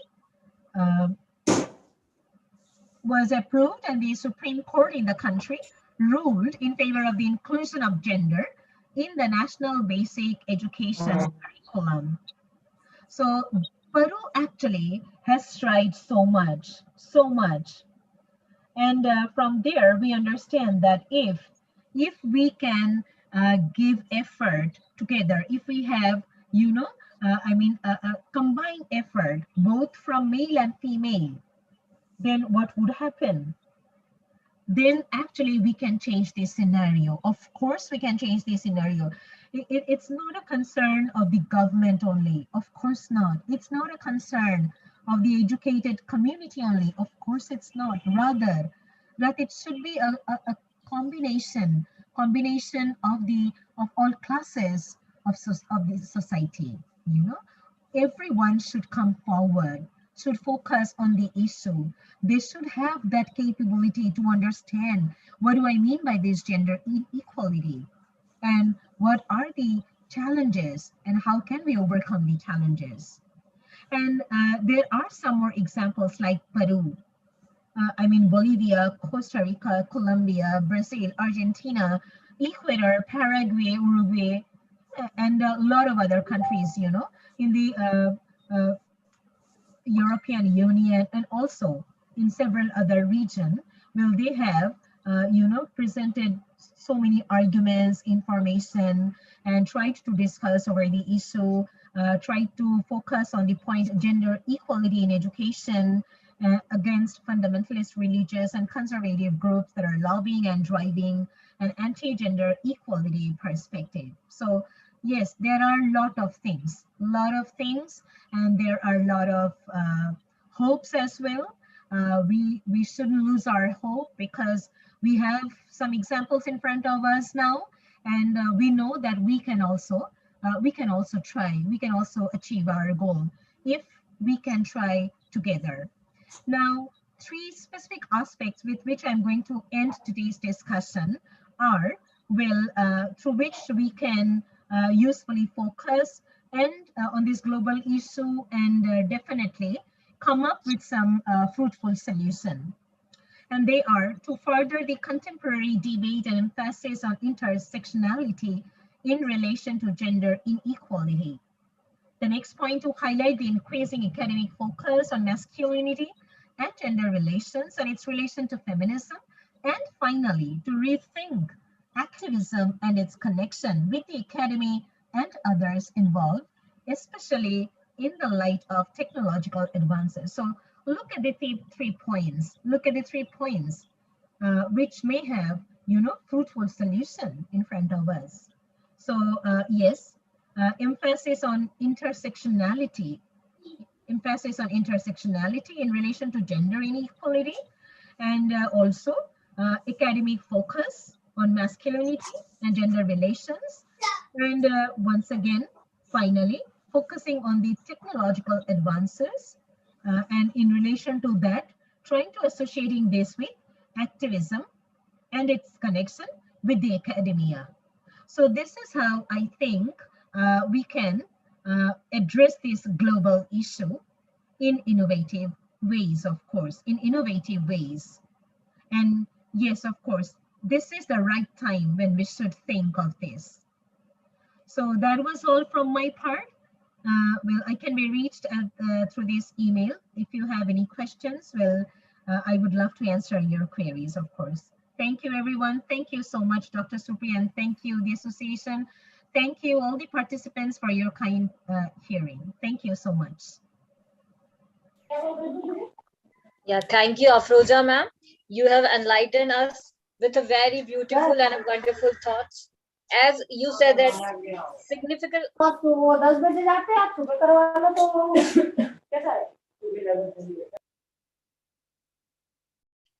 I'm extremely sorry, guys, for this disturbance. So, as Afroza ma'am told us about the significant sustainable change are required, and he also enlightened us about the facts in a Colombia, in a Brazil, and in a Peru. As he said that important strides have been made towards achieving gender equality in these countries. So thank you very much, ma'am, for enlightening us. Thank you very much. Now, in a row, I would like to next invite the great motivational and mentor for the youth.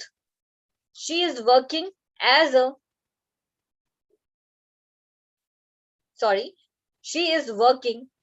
a professional speaker and a mentor and a life skills trainer. She is also a career growth advisor for youth, students, and professional. And yes, of course, she is a great motivator and supporter of the Witty Gossip Association. Ms. Rabia Bhatia. I welcome you. Thank you, Dr. Supriya. Thank you so much. It was so wonderful for me to be on this platform and share my views about such a, gender-specific topic and such a very, very, very, heart-throbbing topic actually. So first of all, I would like to thank you for inviting me. And the best part is that when you mention me as a guest of honor, that's a huge, huge honor for me, and thank you for this wonderful introduction. Thank you all the participants for help supporting me to share my views and share my skills and ideas over here. How can we together contribute towards the towards removing this kind of the gender equality, towards the work towards this goal basically, because it's a very, very, very sensitive goal that we have to achieve together as a world. It's not a country specific, it's not a city specific, it's not a space specific, it's a worldwide important issue that we have been going through, all of us actually. And I won't say specifically that yes, because of men we are suffering. It is because of the laws. Each country has different laws, each country has different kind of specific laws and terms and conditions, policies in place, due to which we are not able to sort out this issue. So today I don't want to actually talk about the problem. We all know what is the problem. I would like to share the tips. How can we together resolve the issue? Because I think sustainable development goals, we need to focus on the solutions and not too much talk about the problems over here. Because problems, we all know what is the problem, where is the problem, the data. We have shared the data. Everybody of us have shared the data. So let me just share the details about the solutions. How can we focus more and together work, joining hands in hand, and let's hope that this issue gets resolved as soon as possible. So I don't have any presentation to show, but I have certain, tips, pointers, which I have noted down as a kind of, pointers in my own diary itself. So allow me to, talk about it. And thank you, Dr. Pavan sir, for inviting me. I'm truly, truly honored, Pavan sir, for having me here, sir. So let's talk about how can we together stop gender inequality. The first important part is creating awareness for gender equality, not only in main cities, but in our villages, nearby areas, societies. We all live in societies. We have to start with the small, small areas where we can aware each and every person, because in our own societies, there are many people who are unaware about this particular goal, this particular issue. How can we actually resolve the issue? We have so many domestic helpers coming in, but nobody is focusing them. At home also, at our home, we have a lot of chances. We have to make them aware about this issue. They know the issue, but how to resolve the issue, that is because we are well educated and they are not educated about this particular issue. We need to take the step forward and make them aware about this. Promoting human rights, I mean, we as the responsible citizens of our countries, responsible citizens of the world, we need to promote human rights by supporting media events. Why can't we do this? We have a lot of media companies, we have a lot of PR agencies working alongside with us. Let us make some media events like we are doing this world, uh, this particular event. Now let's involve the media people also here, so that this can be raised to n number of people. This is a very important factor, that if we allow them to be a part of this event, they will surely do the press releases, they will surely spread the news amongst the entire world, amongst their own societies, amongst their own contacts. Then we need to make the aware that we have to be sure that we need go ahead and complain to the police without getting scared. If we witness any sex discrimination test, we have to stop the sex determination test also, very important, because there are certain villages, there are small areas which are still where the hospitals are still involved in such facts. where they are actually going ahead, taking some money and doing the sex determination test. So by taking such strict actions against gender inequality, we need to make sure that we can stop the gender inequality. Now, the important factor, gender inequality is differentiated between people due to the gender. We have transgenders also. So individuals can either of masculine or feminine gender or transgenders. So since ages, there has been perceptions towards genders depending upon their sexes, strengths, capacities, and capabilities to do a certain task. Inequalities are majorly displayed at commercial workplaces at home. So let's talk about how can we reduce the gender inequality at our workplaces as well. For example, at home, parents are responsible for this. It's demonstrated in various ways. And at workplaces, women are paid less at times, seen as a play material. Yes, of course, we all might have, experienced this at one time, that we all are a play material in the offices as well. I'm not talking about every office, but yes, there are certain offices where the women are taken as a play material. They are helpless at times, depending upon the male subordinates and being vulnerable to them. No doubt, I think all of us have experienced this. So, this leads society towards backwardness with orthodox views. Today's youth can help eradicate this by, let's understand how we can eradicate this. Offering high level of education, social integration, increasing women employment, and involving them in active politics and social activities, arranging social protection programs, generating awareness amongst parents is very important, because still the parents are not aware that the woman can touch the miles, can touch the sky, and sky is not the limit for any women or any female personality.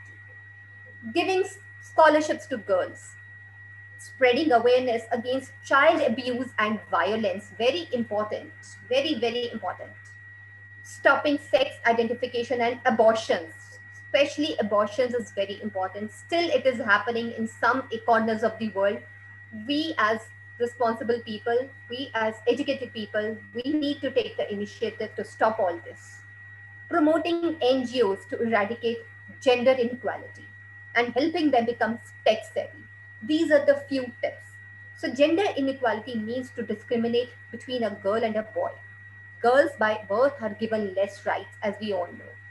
We as youths, I'm not saying that it is the exception of the age bar, we all are young. It is by heart, if we feel young, we are all youths. So we as youths can try to create awareness among people to stop gender inequality. We can show charts the way ma'am has just, one of my panelist speakers has just shared the complete data and the graph. We can show graphs, etc., in which girls are doing better than boys. Girls, women have been proving themselves better in each and every arena. Yes, of course, Dr. Vaishali, Vadrina, Shikha Sharma, everybody of Dr. Tahara, we all know, and we are the actually live examples of that. So our president is a woman. Many of the ministers were women. Some of the women are housewives. But don't forget, as housewives, they also work, which is like a 24 by 7 and 365 days without taking a single holiday from their household work. That is the most important achievement for a woman. So, as awakened youths of progressing India, we can do our part in following ways, as I already mentioned: promoting human rights, complaining to the police if we witness any sex determination text, and let's together work towards this goal, reduce the inequality. Now, I would also like to touch upon how can we promote the gender equality in daily life. I'll share 10 tips quickly. This lockdown has actually helped us to learn a lot, especially for the men, because men were also got involved in sharing the household activities with their wives. So let's understand how can we promote gender equality in daily life. share household chores and child care equally.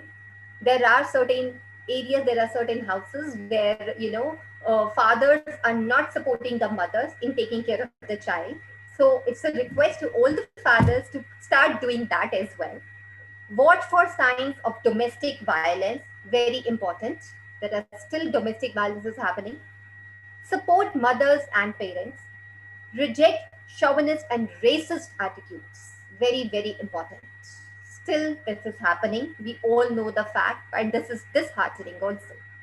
Help women gain power. Listen and reflect. Hire diversity, as well as pay and demand the same salary for equal work. So these are the few tips which how we can promote the gender equality in our daily life. Now, I will also like to touch upon the, you know, one important factor where we are still very, very behind the fact that we are not able to cope up with the current scenario because of the awareness in the parents as well.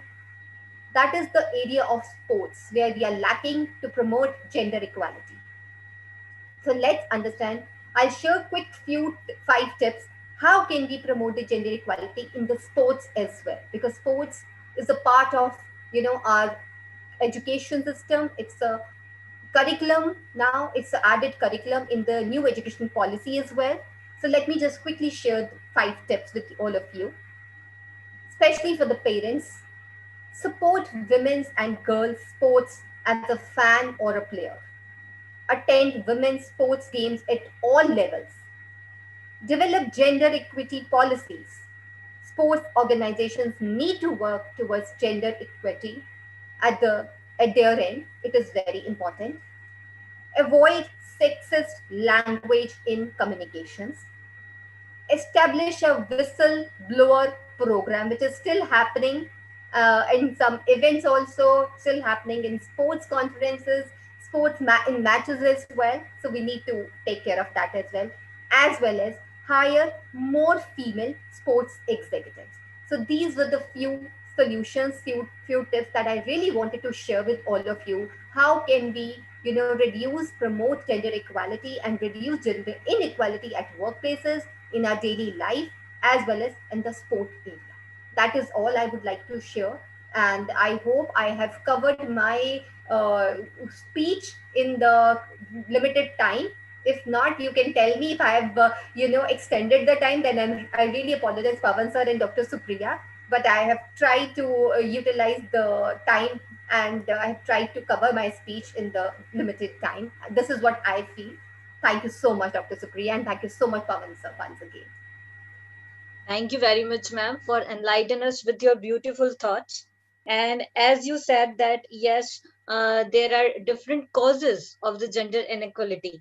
And I would like to elaborate some of the causes. As you said that, yes, there is an uneven access to education. Yes, there are a lack of employment equality.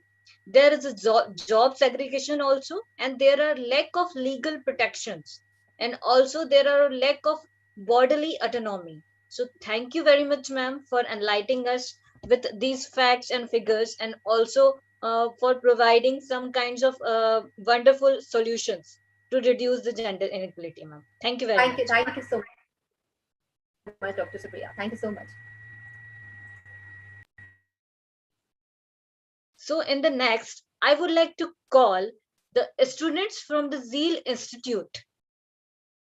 Mr. Rishi, are you there? Mr. Rishi, are you there? Hello, ma'am. Am I audible? Yes. Yes, I'll give a call to sir. Yeah, no issue, Tanvi, ma'am. We can start with your presentation.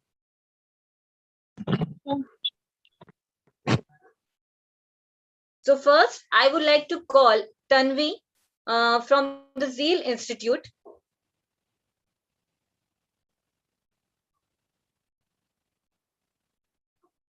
Hello, ma'am. Actually, I have a group presentation. Shall I request to share my screen? Yes, yes. Please share. Please share your screen. Thank you. Thank you.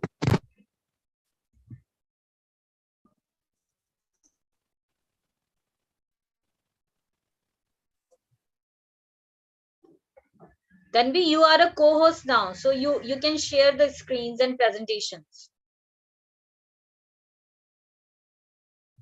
Hello, ma'am. Actually, my laptop is hanging. So can you please make co-host to Maitri Dharsandia? She is going to share the screen. Yeah. Maitri Please Dharsandia. tell her name. Please tell her name. Maitri, Maitri Dharsandia. Yes, yes, yes. Okay. So I am making her co-host now. Yes. Now she is a co-host. Thank you, ma'am.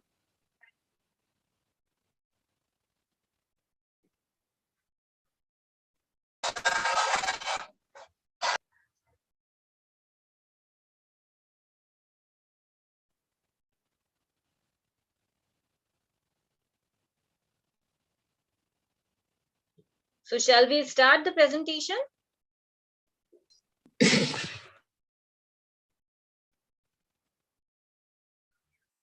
Yes, ma'am.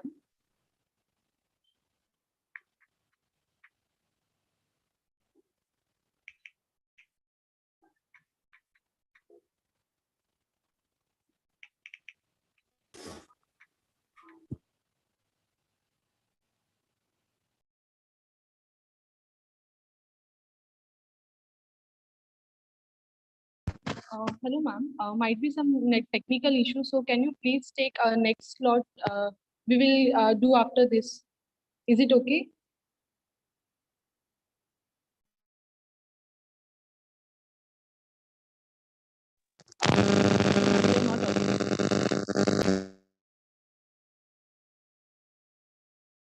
In between these technical issues, I would like to introduce the students of the Zeal Institute.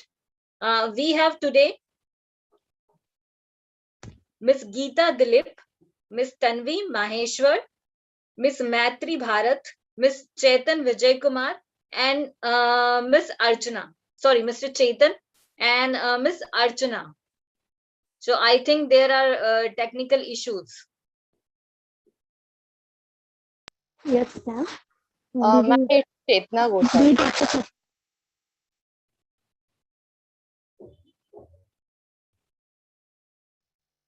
Hello, ma'am. Can you do next slot?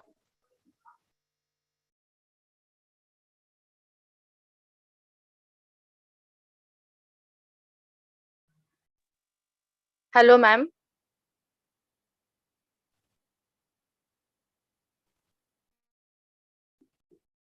Can you just arrange us in a next slot? Chetna, actually, this is not possible to arrange you in a next slot because after your presentations, we would like to end the meeting. Okay, sure. We are waiting. We are waiting. We are Yes, waiting. ma'am. Yes, sure. Yes. Yes.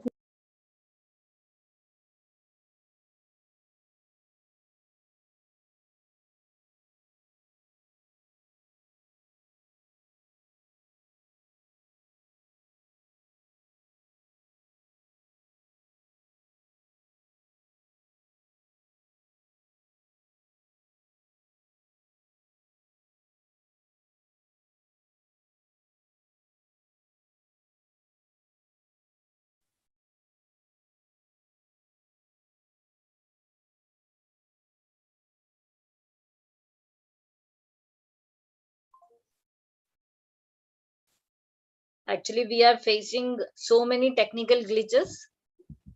So maybe this technical glitches will be soon resolved.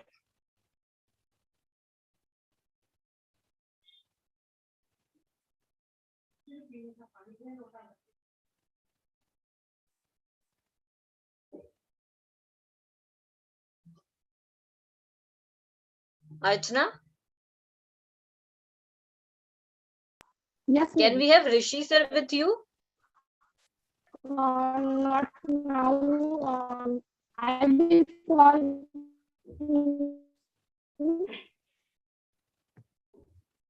Hello. Okay. Hello, ma'am. Hello, ma'am. Archana. Yes, ma'am.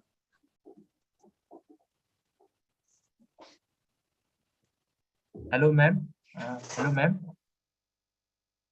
Yes, Rafiq. Is ma'am is there? Ma'am is hearing me?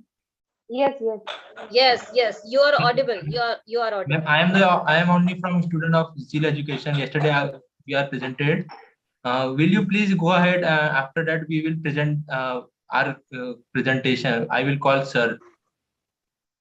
Okay. Hello, Rafiq. This is the last So, presentation Is of it us. okay? Hello, Rafiq. We have Yeah. already coordinated. This is the last presentation of us. So after that, they are going to end the meeting. So just we are sorting out the technical issue. Just give a minute, please. Okay. Otherwise, Please we, call the sir. And also please call the sir, okay? okay. Wait, I am calling sir.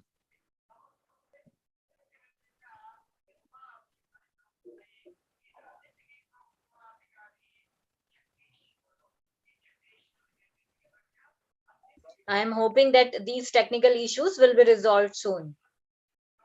Yes, And I ma'am. must appreciate the enthusiasm of your Zeal Institute students. We are really sorry, Thank you, ma'am. No issue with that. You can share your own thoughts with the gender inequalities. If there is a problem for the sharing a screen or for the presentation, you can share your own views.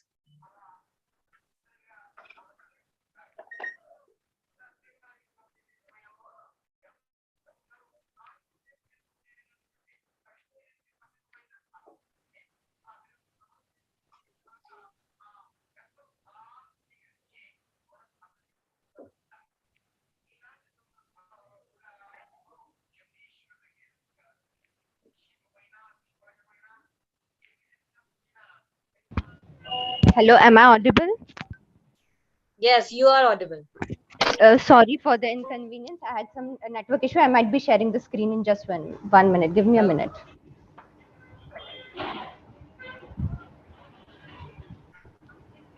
Hello, ma'am. Sir is there now.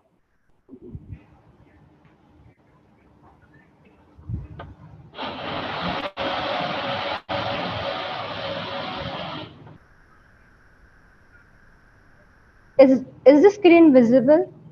Yes, this is visible. And finally, the wait is over. Yeah, please Yes, go sure, ahead. Please ma'am. go ahead. Yeah. Shall I start? Yeah, sure. Please go ahead. Yeah, thank you so much, ma'am. A very good morning to wonderful audience. We, Zeal Group of Management Institutes, India, proudly presents SDG 5 goals, gender equality of United Nations in Global Peace and Sustainable Development Summit 2021. I am Geeta Tuekar, an MBA first year student of Zeal Group of Management Institute, Pune, India. Our college was established in 1996. Our college where the mind is without fear and head is held high, where knowledge is free. It is my pleasure to welcome all the participants, eminent speakers, and guests from all over the world to the Global Peace and Sustainable Development Summit 2021. As I am the team leader, I would now like to acquaint you all with my fellow members who have worked very hard for completing this project and whose valuable suggestions and ideas made this project a success. They are Chetana Gosavi, Tanvi Duri, Maitri Dalsandia, Archana Bhagat. Today, we are here to address SDG 5 gender equality and its properties as human rights. Women and girls represent half of the world's population and thus half of its potential. Empowering girls and women boosts productivity, economic growth, and maintains peace and prosperity. Let's take a closer look of gender equality, what it is about. Next slide, please. Yeah, thank you. We'll see objectives of SDG 5, gender equality as a human right, Women's Rights Convention and Declaration, what is discrimination and what needs to be done, elimination of discrimination in political and public life, social and economic life, equality before the law, civil matters and family relations. We're also going to see ratification status of India, power women, research findings, and what we can do to achieve SDG 5 goal. And at the end of this session, you will also be familiar with the concept of gender equality and what needs to be done to bring it in action. So I would request Chetna to continue. Chetna, please. Yes, thank you, Rita. So we will all know about the objectives of this topic.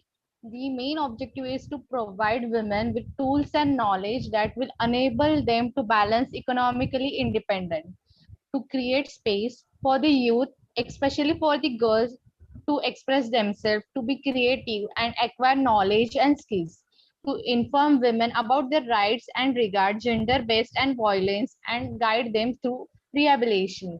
So one of the quote I want to put over here is, next slide, please. Yeah.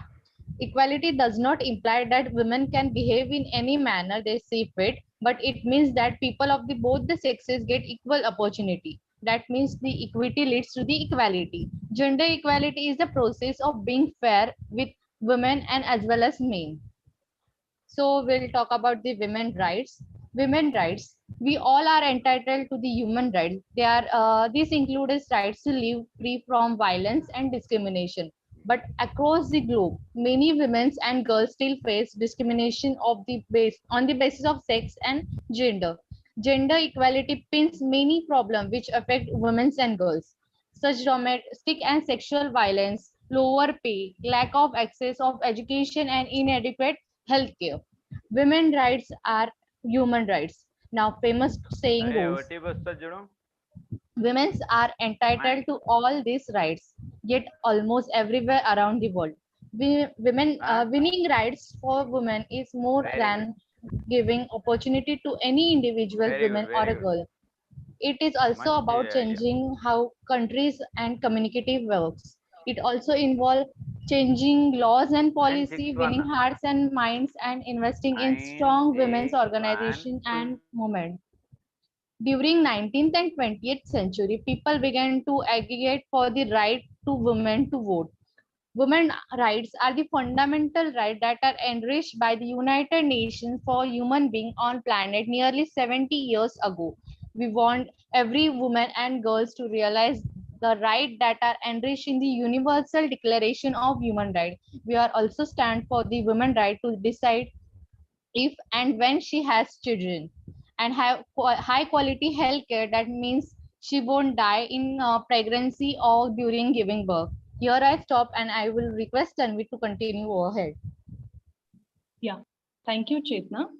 Okay, so I am Tanvi Duri from ZIL Group of Management Institute. So here our first part is what is discrimination and what needs to be done. So basically discrimination is any restriction made on the basis of sex, age. But here we have to eliminate discrimination which is made on the basis of sex because it affects on women rights. So we have to eradicate these things as well as men and women should be given fair chance. Like women should be given fair chance in all fields as men are given with appropriate measures all over the world. Now people are taking some special measures like forming some policies to accelerate equality, to boost equality, and we have to support these things as well as we have to eliminate stereotypes of sex like women look good in kitchen and men look good in jobs. So we have to eliminate this kind of things as well as men and women, a mother and father should properly recognize the common responsibility for upbringing of their children, for upbringing of children, as well as all form of trafficking and exploitation of women should be stopped. Like women are not just females, women or girls are not just females, but they are nature, mother, sister, daughter, wives, and yes, our friends too. Next slide, please. Yeah, thank you. So here our part two is discrimination, elimination of discrimination in political and public life. So all things are getting changed day by day as women are not only giving votes and coming up in politics, but they are competing everywhere in every field. So we have to support these things, and as well as we have to eliminate invalid contesting and form policies to empower women, girls, as well as equal representation and participation of women should be there in at international level as well as at national level, as well as state parties shall grant women equal rights with men to acquire change to retain their quality. Next slide, please. Okay, thank you. So here our third part is elimination of discrimination in social and economic field. If we look for social and economic benefits, then women should get proper equal rights or proper equal family benefits as men are getting. There should be no recreation. Then in bank loans also there are some kind of discrimination. So that should be avoided or that should be eliminated. Mortgages and many more fields. Like if we look for education, then yes, equal access should be given to both girl, women, like men or women, both equal access should be given. Then same curriculum, no dropout should be there, and career guidance should be given to women, girls to empower them to explore, to help them to explore their careers. Then there should be no stereotypes, as well as we have to support them in sports as well as this is also added in education nowadays. So in many more fields are there where we should support them. Then if you look for employment and healthcare, yes, already some special measures are taken to support women for in employment and healthcare, like paid maternity leave as well as paid periods leave. And there should this kind of policies we have to carry forward, and we have to support these things. Then there should be right to work, equality in recruitment, remuneration, then occupational health and other things. Yeah, like if we look for protection of rural women, so yes, there should be support for rural women as well, because there is no equal access nowadays. So we have to give them equal access for health, education, then housing, sanitization, then electricity and other activities. So basically, here our basic motive is to empower women, but keeping in mind gender equality and not taking men's right. Yeah, I will request Maitri to continue ahead. Thank you, Tanvi. Part 4. This is all about elimination of discrimination, equality before the law, civil matters, and family members. Now, let's talk about equity with men before the law in civil matters, equal rights in contracts and administrative property, non-discrimination in such matters, and right to mobility and freedom of residence. Earlier, we all knew that women, it was considered that women have less brain than men, and women had to fight for various rights for equal pay. It was also studied that a woman just gets 77 cents to that of the $1 for the male co-worker, irrespective of their experience and their job position. Women could not even stand up, and they had no right to vote. In 1918, there was a right given to a woman to vote, but it was not it was properly used in 1920 only. After right to vote in 1920, women got various rights. In 1920, there was a law where women could become lawyers. In 1922, they could inherit the property. In 1929, there was another law in which women could become person by a law. In 1970, there was another law which was put through,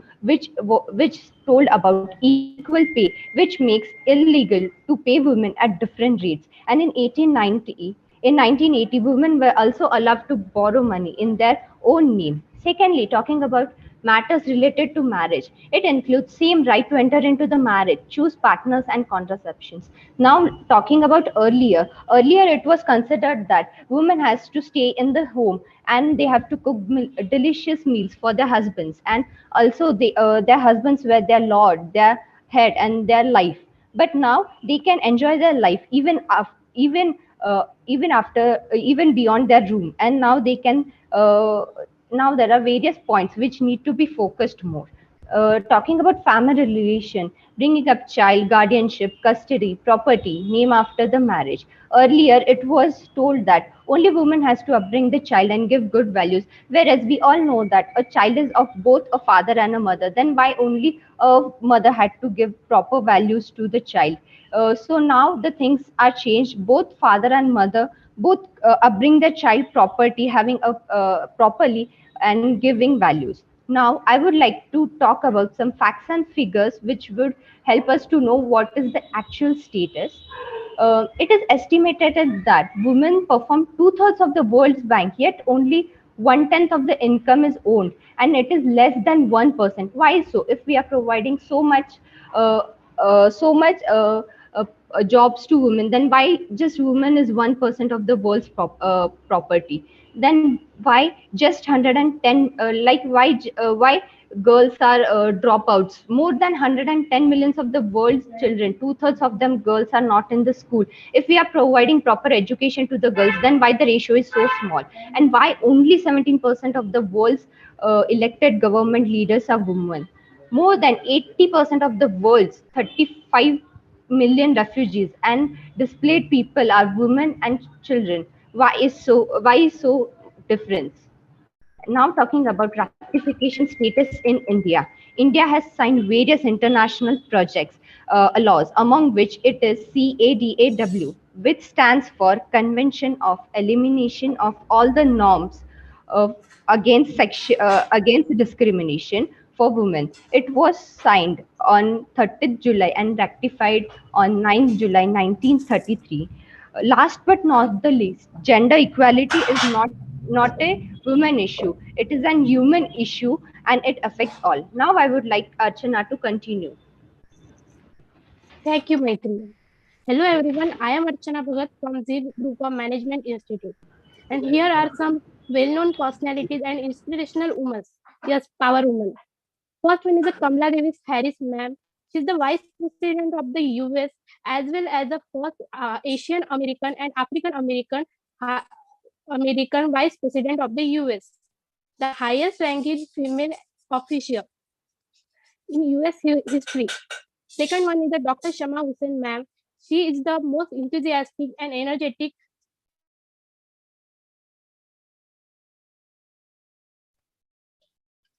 Dear Hello, Arjuna, your yeah. mic. Yes, ma'am. Yes, Hello, ma'am. please continue. Please Yeah, continue. yeah, Please sure, continue. sure. Dr. Shama Hussain, ma'am. She is the most enthusiastic and energetic speaker, as well as the chairman of NIST Muscat and global brand ambassador of the IIT SAT. Also, the international advisor of SPY India, goodwill brand ambassador of IDVM, IDVM, brand ambassador of Wednesday Times, and middle and coordinate. Third one is the Nirmala Sitharaman, ma'am. She's the Indian Finance Minister in 2019, as well as the Minister of Corporate Affairs. Please, next slide. Now, I would like to talk about research finding. In many research found that women is equally good to the men. Here are some points that we took from many journals and articles. First one, in a Journal of Financial Economics 2009, according to their survey, showed that a female director have a significant impact on a board inputs and farm outcome. In a sample of US farm, they find that the female director have a better attendance record than a male director. Also, the Women on Boards annually publish a GDI, that stands for a Gender Diversity Index, which measures the percentage of board seats held by the women on the Russell 3000 list and reports on progress by company size, state, sector according to 2020 Women on Boards ranking. Third one, the one of the article, Silencing Women, examines that the way the women experience more and different gender online harassment than men. It's depending on two independent large-scale population survey carried out in Norway. Fourth one is the gender equality is a diluted commitment. It's the journal made to small scale fisheries. Examination of gender in this commitment reveals a narrow focus on women, overlooking a man and gender relation. Gender equality is a human rights. The Indian state has been proactive so far as legal safeguards for women are concerned. Ministry of Women and Child Development has launched a public education on a law concerning women. Next slide. Here are some references that we took for a research findings points. Further, I will request to Gita to continue. Thank you. Thank you, Archana. Next slide, please. Yeah. As all my fellow members explained, we can take such steps to eliminate all the descriptions from women and girls' life, like negotiate nationally and for better equality indicators, SDG 5 and others, monitor nationally, provincially, and district-wise progress on SDG 5 and other gender indicators, facilitate monitoring by marginalized women and groups, advocate what could contribute to SDG 5. We can increase self-help group of women. So I would like to conclude by saying that gender equality is more than just a goal in itself. It must put an end to all kinds of harmful practices like human trafficking, sexual harassment, early and post-child marriage, and female genital mutilation like FGM. Gender equality is engaged of women and men, girl and boy. We must look at it as a spectrum instead of two sets of opposite ideals. Gender equality is a human right, not a female fight. So thank you for a wonderful audience for your valuable time and attention. I would like to thank you, Tagore Shiksha Mahavidyalaya and Witchy Gossip Association and Supriya Pathak ma'am. I would also like to convey my special gratitude to our Professor Rishikesh Kakandikar sir of Zeal Management Institutes. Thank you, sir, for giving us golden opportunity to present ourselves on the global platform like United Nations. Thank you, everyone. Thank you very much. Thank you very much, all students. Thank you, Rishi sir, for having these wonderful students with us. Your thoughts, your presentation was amazing. Thank you very much. As these students enlighten us about the Women's Rights Convention and Declaration, elimination of discrimination in political, public, social, and economic field. These students also enlightened us about the equality before law, civil matters, and family relations. So I must appreciate your efforts. Thank you very much for this beautiful presentation. Thank you so much, ma'am. Thank you so much, ma'am. Thank you. Thank you, ma'am. As we have talked with our eminent speakers, which have arrived with with around the world from the different countries.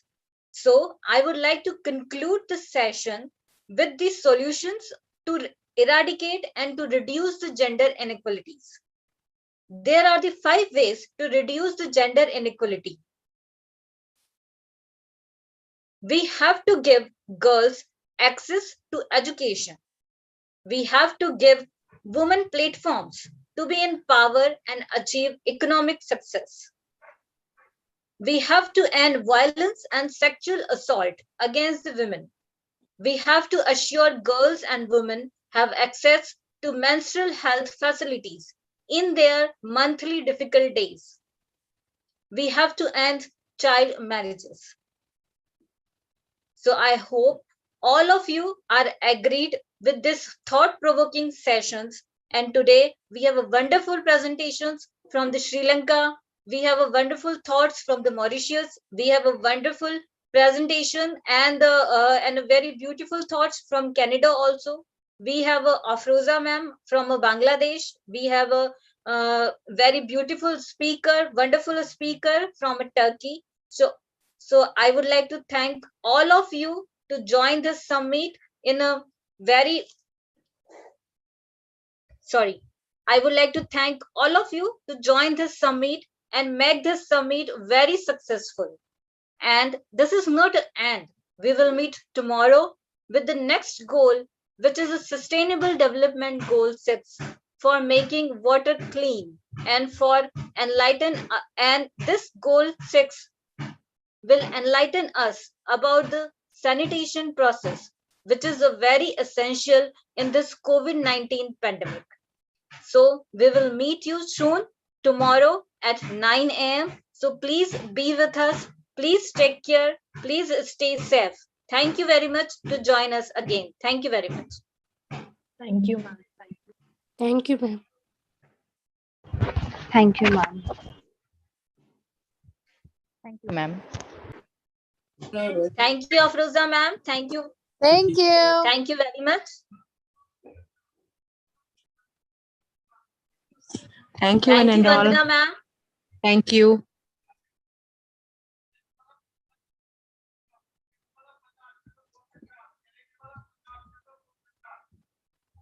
Thank you, Shikha ma'am, for your time.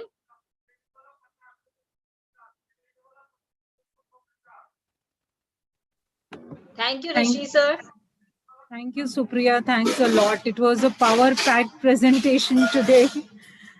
So glad to Yes, be a ma'am. part Yes. of it. Thank you so much, Supriya. Bye. Take care. Yeah, thank you, ma'am. Yeah, Thank you. thank ma'am. you all. Thank you, everyone. Thank you so much. Thank you. Thank you, Ms. Mohammed from the Sri Lanka. Thank you very much, ma'am. Thank you, Supriya Madam.